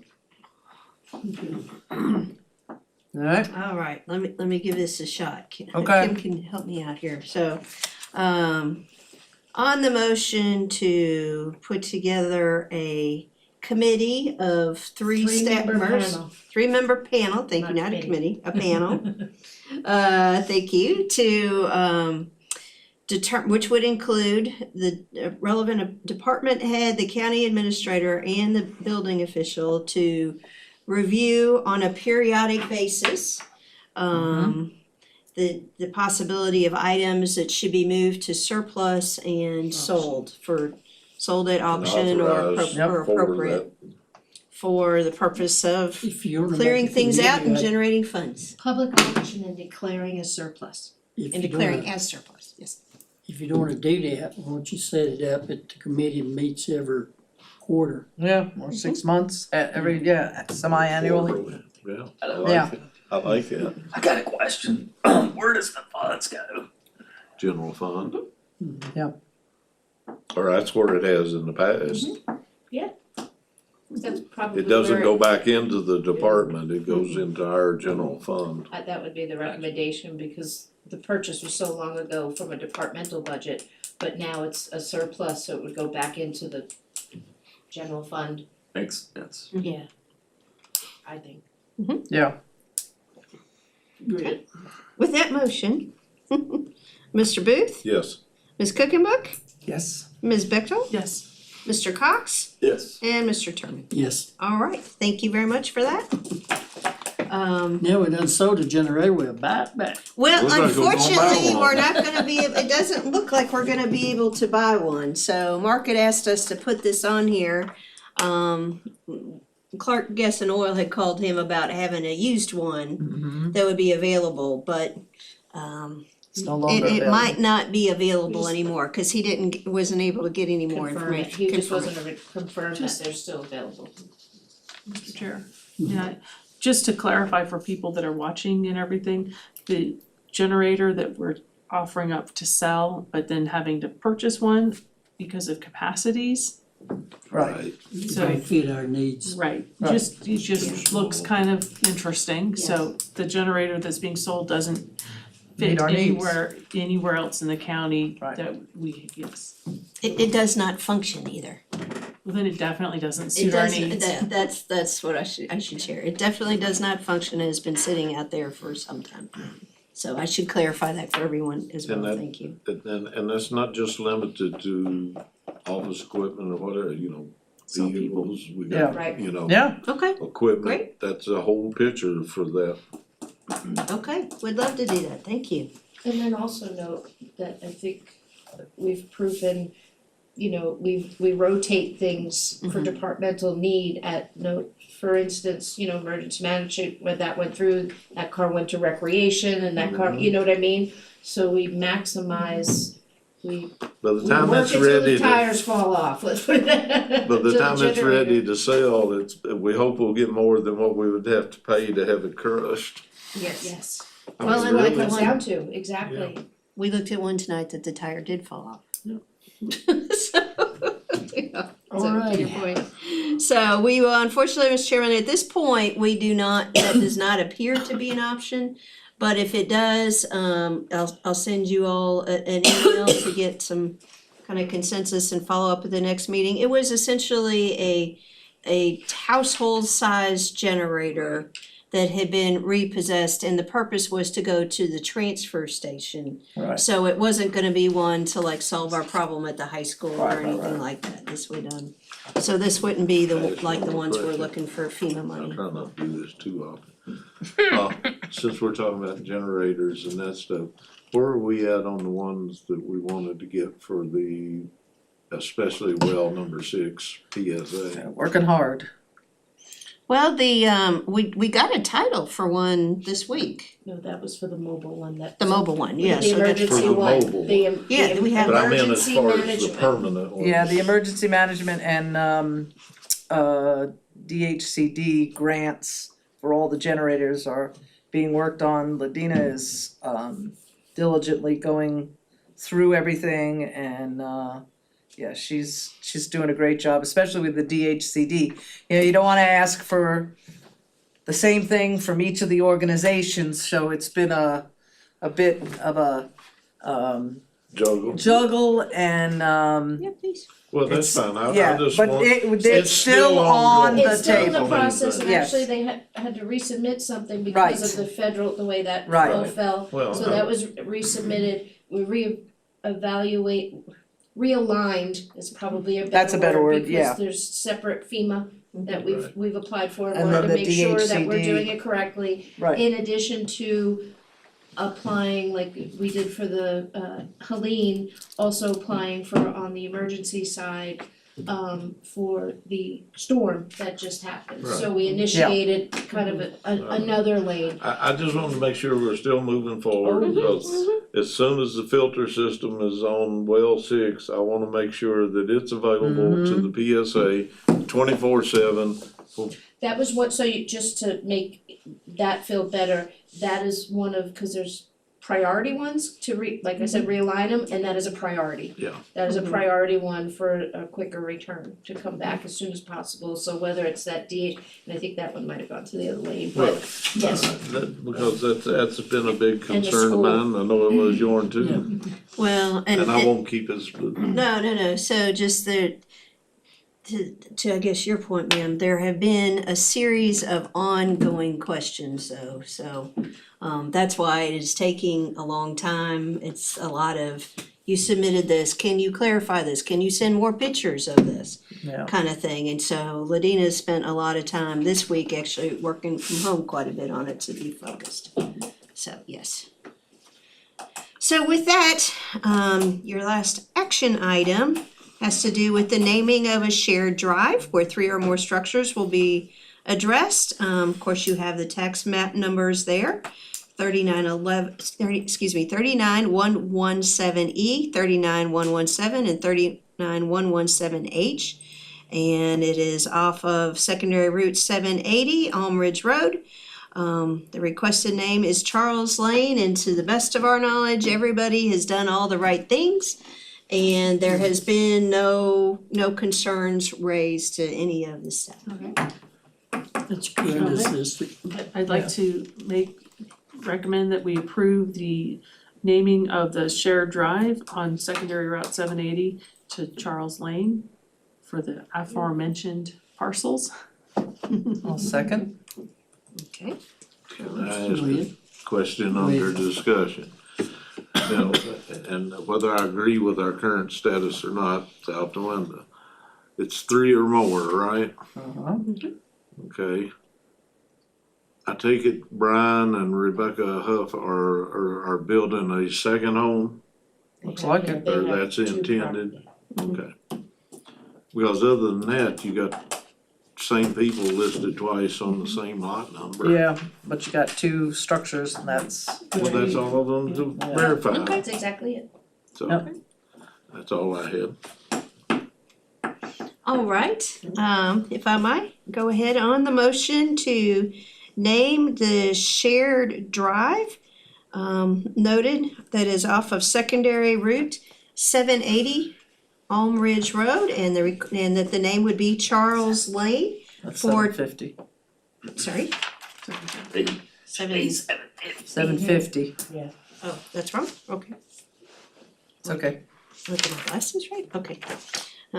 Okay, 750, and including tax map numbers 39117E, 39117, and 39117H. Ms. Bechtold? Yes. Ms. Cookenbook? Yes. Mr. Cox? Yes. Mr. Booth? Yes. And Mr. Terman? yes, All right, thank you. All right. Burn ban, thank you. That's not, thank you. Of course, as you all are very familiar, we went ahead and did kind of an emergency burn ban. Oh, you printed. I printed, yes. I did. So we're getting our papers straight here, sorry.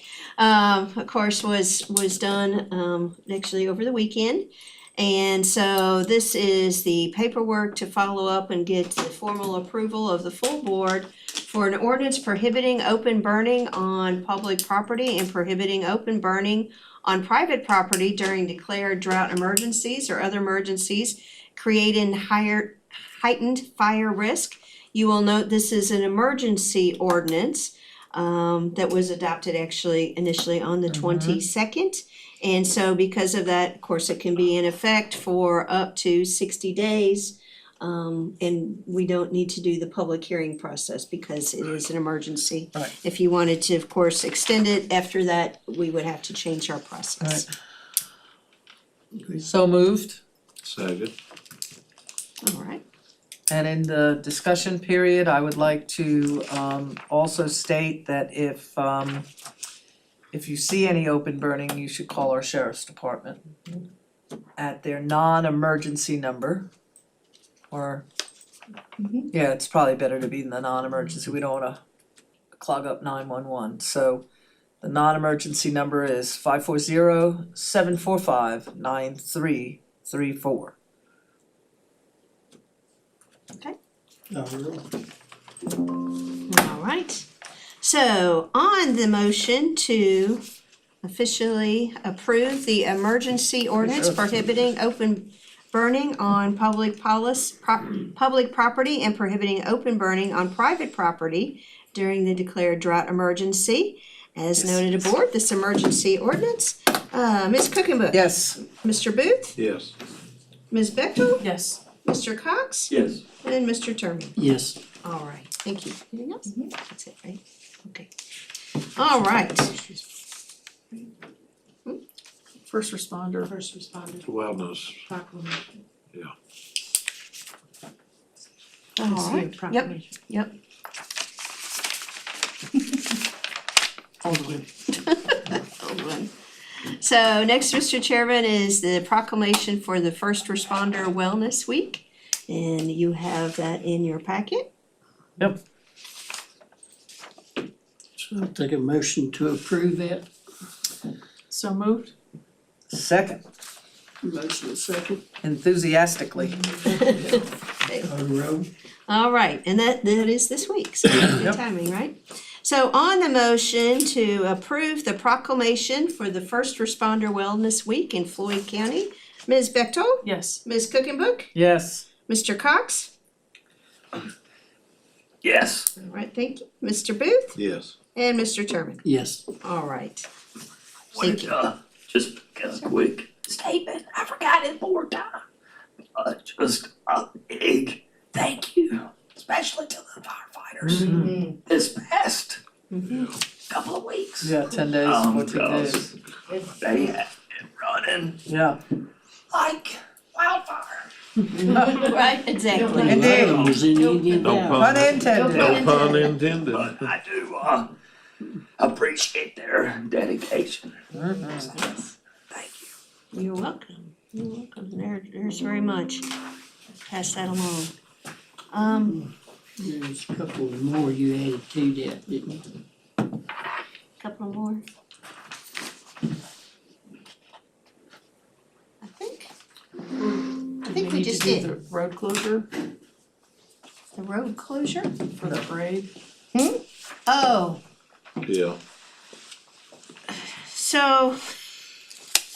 Road closure in the parade. Okay, so I actually addressed that in what I had written up for y'all, cause I suspected we were gonna be late tonight, so that's why I wrote it up, so you could read things, but yes, so if I might give a little background, and I thank Mr. Booth for helping sort this out a little bit, so, historically, at least as to the best of my knowledge, my 4 years and as I understand it before, the sheriff and I, and if it's appropriate, the town manager have to sign off on any kind of parades, road closures, those kind of things. And there's a particular form, we pass it all amongst ourselves. It also includes like bike races, those kind of things. And generally in the past, that has just been essentially an agent function. Have they met the requirements? Have they done those kind of things? So that is how that has been done historically, including when the Floyd Businessmen's Association ran the Christmas parade.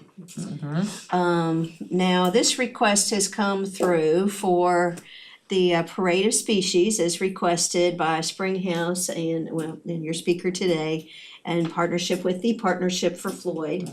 And we have learned that VDOT has apparently changed their practice, or maybe is changing their current practice to what they were supposed to have done before.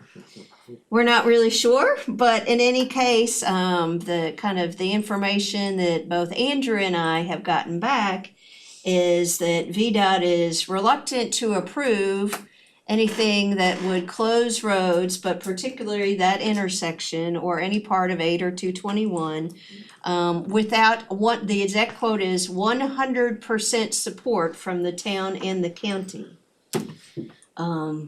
And so I know Andrew has not yet taken this issue up with town council, because that was the language that surfaced since the last town council meeting. I know what his opinion is, but that is not effectively 100% of right. town support. Well, Mr. Booth? I'll say this first. 100% of anything's rare. But I think the problem is that they should have been doing this all along. And somewhere along the line, somebody said, whoa, we hadn't been following what we were supposed to do. Because I had a discussion with Dave Clark, and I told him, I said, as long as I've been on the board, I don't ever remember the Board of Supervisors voting Yeah, on a same here, parade. same here. And if that's how it's supposed to be and that's how it has to be, that's fine. As always in the county administrators. For my part, I told him, I said, well, the way I look at it, and I've always looked at it, as long as they meet whatever requirements VDOT has, that's, Right, you know, the Veterans Parade, the Christmas Parade, all that, they have to apply, just like this group is. yep. And if they're meeting whatever their guidelines are, then I don't have any problem with shutting it down. Go ahead. Jesse had brought up, David told me Jesse had brought up something about tractor and trailers, and yeah, that is a concern, but most of the time I found they either sit down there and wait till it's over, or they go on the detour. Hasn't been a problem during the other parades, so I don't know why it would be with this one. This one. When is this one? April 26th, Sometime in April. April Yeah. 26th. What day of the week is that? I think it's It's a Saturday? Yeah. It's Yeah, a it's a Saturday. Yeah, it's a weekend and they have, if I might, they have done this parade 2 years before, but they've always done it on the sidewalk. Right, And now they're getting to the size that they feel like that's really no longer safe. They have over 100 participants signed up. So that's why they're bringing it forward. And he did, the gentleman that wrote to you all, called me today and was very respectful and, yeah, Ian Stabler. yeah. They said something about multiple roads. Yeah, it's different, it's more than one road where the route is. Well, so it's part of Route 8 and part of 221 is my understanding. I mean, is it more than Christmas parade? No, it's route? probably less, It's probably less. cause I think they're gonna go out from the park, down, make a right, and then I think make a left right out there and go into the parking lot was what I And they understood. wanna close off Route 8 back toward Your way.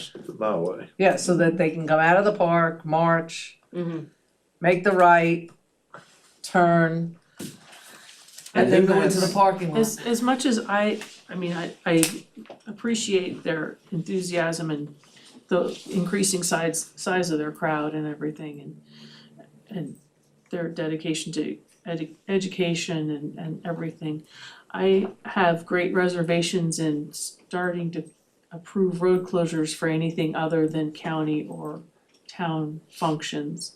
Because if we start with this one, then we're going to have parades every weekend before we know it, closing down the roads. Pandora's box. So- Well, how do we, Who has to sign off on these? We do.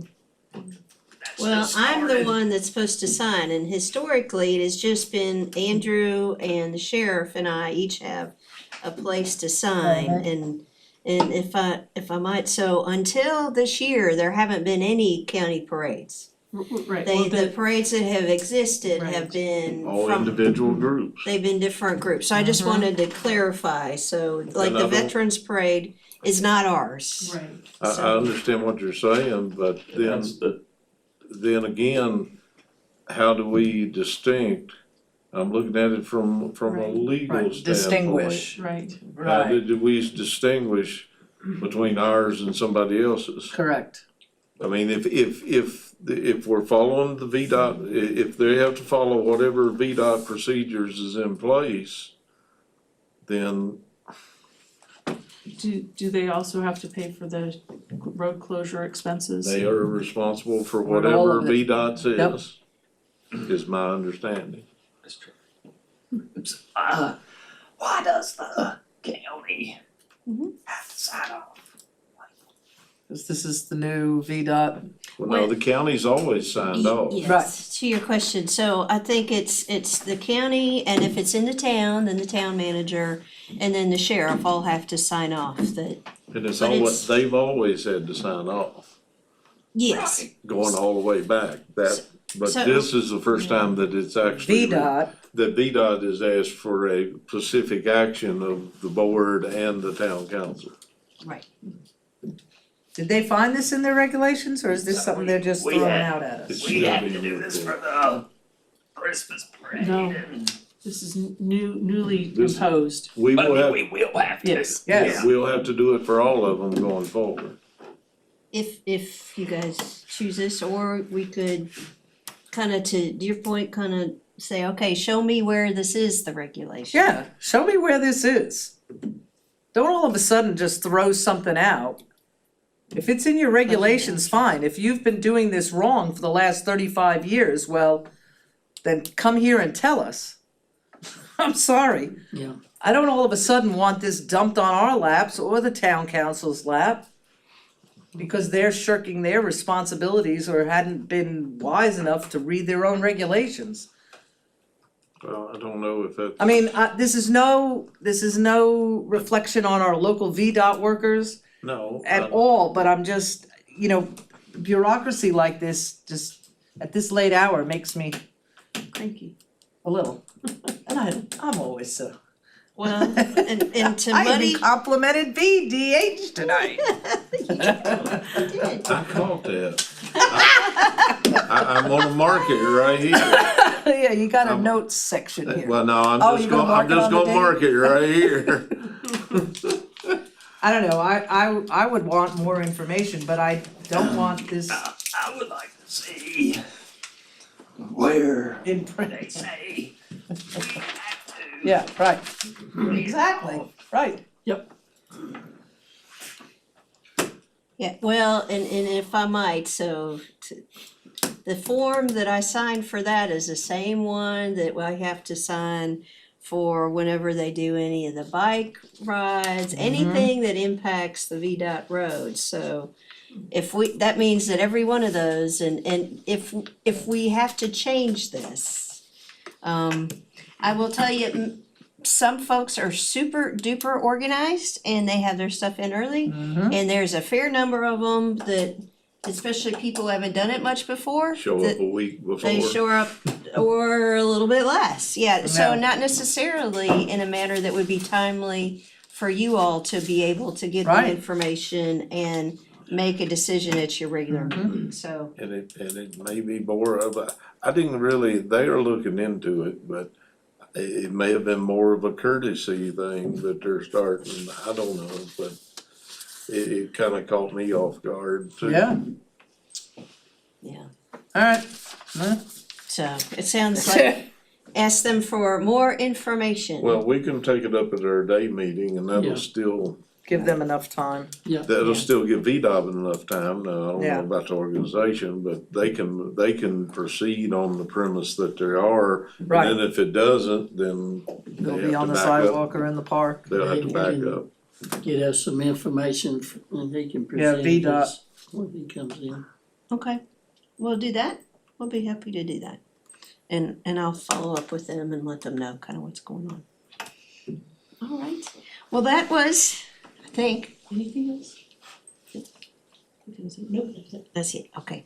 For Sorry. business. It was, yeah, as you could tell, we were kind of adding and removing things at the last minute here a little bit more than usual. As I noted, I knew this was gonna be a late meeting, so I went ahead and kind of wrote out my comments for you, so I wouldn't feel like I couldn't share enough information with you, but that you also didn't have to listen to me for 20 minutes. So I'll just, if you don't mind, go through some of the highlights of what I wrote in here. If you'll have questions, you can feel free to ask me now or send me a note, give me a call a little bit later when it's not 10 o'clock. Obviously, the fire update, you see the information there. Of course, we shared in our text and everything that in the end, that larger fire was about 40 to 50 acres. The first responders were called out 21 times in 11 days. And Kevin's given me the listing of all of them. And many of them were in the middle of the night as things kind of reignited along those ways. So those folks are very worn out, and they also requested that people turn in anyone who is violating the burn ban, and requested enforcement because they're wearing out. Yeah. You know, Yeah. as you know, as I tried to communicate, in the correspondence I sent out, you know, we're one of the folks that still have volunteers. So, I did go ahead, I wrote to the governor's office, and then they sent me on to the Secretary of Agriculture, Matt Lohr, who wrote me back a couple of times today, and about the issue of maybe a regional or Yeah. larger burn ban. And they indicated that this administration has never done that, but they were gonna send something out today to encourage counties to do like us and put their own burn ban in place. So that's where that was left. Can I But ask we you a tried. quick question on that? Yes, sir. What about, you know, today, we on Laurel Branch Road and Slusher Grant Lane, Yeah. they had a controlled burn. Yep. Ain't that in violation of our burn ban? Yes. Yes, it is. So who authorized them to have a controlled burn? Without burn permits, they just light them off, so that's where my You talking inquiry about control about. burn by the fire department? I don't know who had it. It was No, on- I mean, it might be listed as a controlled burn. I mean, when we burn our brush piles, they're a controlled burn. We even have a retired firefighter who's our neighbor that comes and helps us. Oh, But we're not lighting off any of our brush piles right now. nobody's supposed And to be they're not burning, supposed to, and no outside burning in a burn barrel or or nothing. any of that. This And, was at 12:37 PM today, or yesterday. yeah, it was yesterday's. Laurel Branch Road, northwest, and Slusher Grant Lane, northwest, and fire control burn. But when they say that, it may be the dispatcher. Sometimes what we read is what the dispatcher puts on as what comes on our phone. So we have to think about that. Yeah, but did somebody call dispatcher and say I'm having a control burn? No, this was probably somebody reporting a control burn that was out of control. Right. That ain't what it said. But they were doing it illegally. And I want to encourage not just people calling the sheriff's office, but I encourage our sheriff's department to take this extremely seriously, which I know they will. But when they roll up on one, they're gonna have to write tickets. And a summons, and they're gonna have to go to court. Whether, And- whether the fire is out of control or not, Right, that should have been the other. To answer your question for my part is yes, is illegal and against the ban. correct. You know, Tony Weddle said that fire could jump at 12-foot Yep. fire thing. Mm-hmm. I won't say who did it. It wasn't me, but somebody close, you know. Yeah, but you- Anyway, You, no, you had a fire on your road, right? this is a couple of years ago, is what I'm trying to say. Oh, He was dry, I guess, there wasn't no burn ban in, but he started burning brush pile in front of his house. Quarter mile down the road to church, some people were standing out in the parking lot. The wind was blowing. They said they watched a clump of fire come over that ridge, come down and start a fire on the other side, wow, probably 300 foot away. wow. So, you know, these fires in this wind, you may not be burning yours, you probably end up burning your neighbors down. Yeah, all right. You know, Yep. and I take this serious, this burn ban. Yep. There's two things I'm afraid of, high water and fire. Yep, So, absolutely. uh, But, you know, here's another thing, Well- like the way they reported this one thing, it, on your road, it just says fire. And that was house fire, yeah, an electrical outlet. an electrical outlet, the girl got scared and threw a blanket over it. Uh-oh. She thought she was gonna smother it out. But, you know, they Yeah. put it out. They- Yeah, yeah, you know, yeah. so- Yeah. But, you know, that was a teenager that got scared. Whatever happened yesterday, they should know who, where, and what. Yep. And I'm sorry, The TV's off. it could be a cousin for all I know. They should be issuing a Yeah, My understanding, the way it used to be, Levi may be able to correct me on this, cause it may have changed.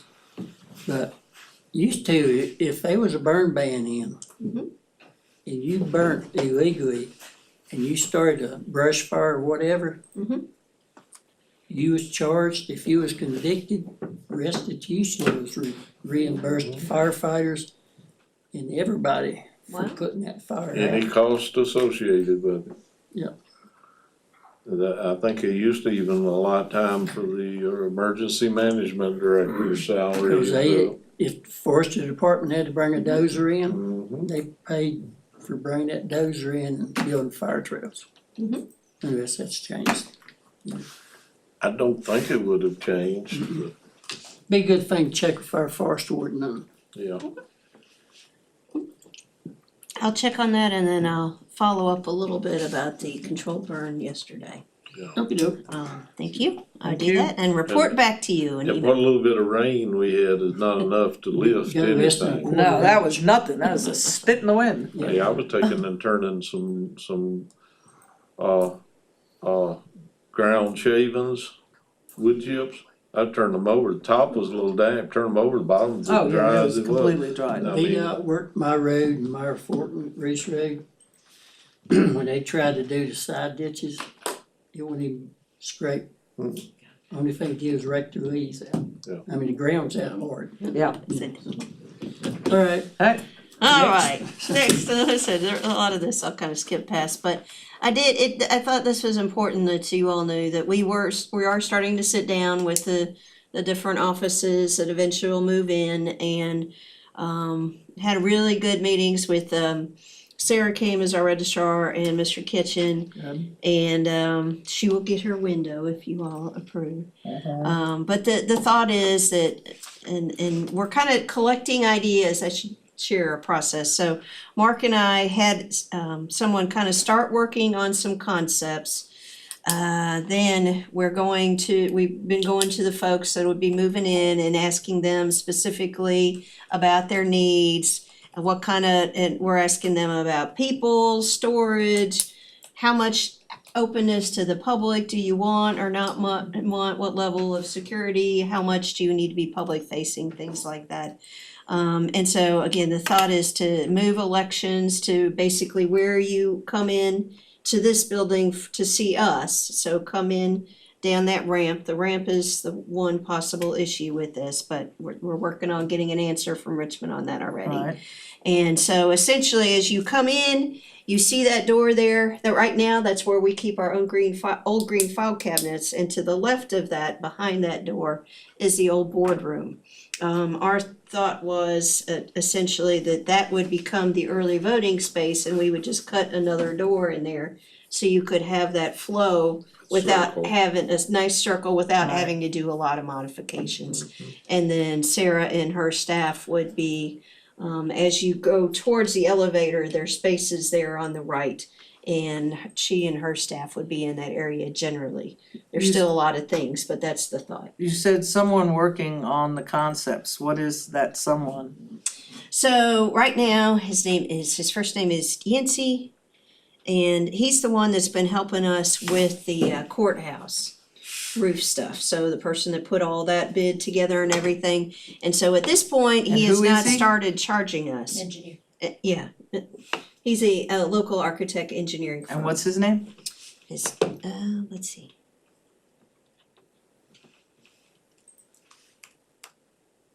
He sent a bill for something else. the other Yancey day. Powers. Thank you. Yancey? Uh-huh. Why? Yancey Powers. Correct. Uh-huh. Okay. So And he's, so right now he's been, because we have a contract with him for the courthouse, he's been doing this kind of gratis until we get more serious to a point that we can get something to you all, and then we would have to look at our pricing. and does this work kind of go out to bid or no? You just, The design work. Well, design we work? could, we have options, so because we have an existing contract with him, You can amend we it. could amend the existing contract. We could also go out to bid, we could do either one of those, but just to try to facilitate having something to have a conversation about. Yeah. With these folks, we've asked him to do it, and he actually, he came and had his staff come and do some measuring and that kind of thing, And also- because I know you'll be shocked to know that the plans for this building do not actually match this building. It's That's incredible. not surprising. So I just, it's back to what Mr. Cox, had said about some of our other things. I mean, I think it's good that, where was Yancey from? Where was Mr. Powers from? It is his firm, and they are, what, in Hillsville? And how did we find Mr. Powers? So Mark found him to originally do the RFP work for the courthouse. Okay, And that's how we started this relationship. gotcha. Yes. And so I believe that he's familiar with him from other things, but that's Gotcha. how that process started, Okay. is when we had to go, cause you recall the bid for the courthouse roof was more complicated than Mark Right. really had the ability or time to put I together. think Mark spoke to that one time when he was in here, Yes, I that it think was so. somebody that he had worked with and Yeah. conveyed Works his. with at another county and Yeah. also with the school board, he's done most of the school, in, I think Giles and some in Carroll County. He's Okay. done a lot of Right. engineering for that Okay. type of, Yeah. structures. Yeah. I just know with Mr. Cox mentioning that a couple of, almost probably a year ago, I mean, it's good that we go out to bid on these things, just so, Mhm. Keep it if we're gonna honest. have major architectural redesigns, Mhm. I mean, I wanna go out to bid on those sort of things. Okay. I agree. Okay. Thank you. Okay. Prepared to use TNL? No. For the Well, lowest, most they might be the responsive lowest bidder, bidder. well, I don't know, I guess so, Best we'll have to see. Linda's favorite term. Yeah, Melinda's Best favorite value. term, best value. Right, so, if I may, so continue with that, and then we also, had Lisa and Missy come over and spent some time, we spent quite a bit of time walking around and looking at some different options, and Lisa has actually sent me some of her own designs she's drawn out. So, everyone, I will say, has been very excited about being able to move into this space, although Sarah still really likes her individual office. But they're excited about it and excited about being able to be a part of, they know you all make the final decision, but to have the opportunity to have had some input into what comes before them, they were excited about that. So I just wanted to share that with you. And then I've already talked about the opioid abatement stuff, so we can go past that. The number of FOIA requests continues to rise. So we had 5 and I just got my 6th one for the last week and a half. We continue to work on the audit stuff. We do have a listing of recommendations. And so now Kim and I are going through and writing our responses to the ones that are ours and then getting them to the schools and to the treasurer for their input. I believe the sheriff has done his already separately. And so there are recommendations for all of those. I do wanna just take a moment just to give props to Kim and Jenny, cause I know they have been extremely busy with this audit, and I'm sure you have too. But this has been a long process with our first year auditors, but I know it'll go smoothly from here on out, so. And they found so many different things, so it's good, Bad. but bad, but good, and I just wanted to thank everybody. Necessary. It is necessary, and I just wanted to thank everybody for their hard work. Yeah. I don't mean to belabor the meeting, but Yeah. It's it been just some needed to be stuff that said should have been taken care of years ago. Yep, okay, Yep, Yeah. well, thank And you. that's the problem, having to go back through the history of Right. everything. yep, yeah, I had to go into the green file cabinets. Yep, exactly. I want a clarification on I. Which one? Oh, yeah, Agripalooza. Agripalooza? Yeah, right. Oh, that's right, you're looking at that, I'm looking at that, sorry. So, the state and the small business, development centers are sponsoring a series of regional events that are called Agripalooza. And the secretary comes, Matt Lohr comes, and then they have different people talk about different ways that they are doing unique things to grow agriculture and agricultural-related businesses. And so, Tabitha. Just said that. Yeah, they could have just said that. Could have said that, well, but it's got a cool name now, you know, and it's That I can't particularly, say. yeah, and it's got a particular small business focus, so it's really more the business side Yeah. and the associated things. So Tabitha participated, and then Brian, who owns Cricket Mountain, he was one of the featured speakers. So that was pretty exciting. Nice. And so he was actually the one that came and told me all about it. He was very, very pleased about that. For one of the things on here, I wanna give props since we're doing a little of that tonight, thank you. The facilities management team, so in that case, it's really, in this case, Mark and the folks at the transfer station have really been looking at what are we doing with our recycling efforts? And are there better places to take things, better ways to transport them, all of that. And so, when I wrote this, he said, we will get $3,000 in payments this month for various scrap metal and other things that we brought. Those of you that happened to hear him tonight said it's actually now gonna be about $4,000. So that's money that we were not getting before, but, so it's really good, and the staff is being very, very creative about that. So we're excited about that. I'm excited about the DEQ no deficiency letter. We had a brand new staff person. Oh, thank you. It's in your correspondence, and that's why I asked him to put in there, so thank you. We had a brand new person, so that's a really big deal. And this has been a very long run of non-deficiency letters, so very happy about that. Still working through the paperwork on the trash truck financing. It's a little, they wrote it as Skyline wrote it as a general obligation. And of course, we can't do that because there was not a vote of the people. So Steve is rewriting it to be a lease to own for us. So there will be a little extra cost there, but still seems worth it. Want to let you know, Jacob's started getting out on the fields.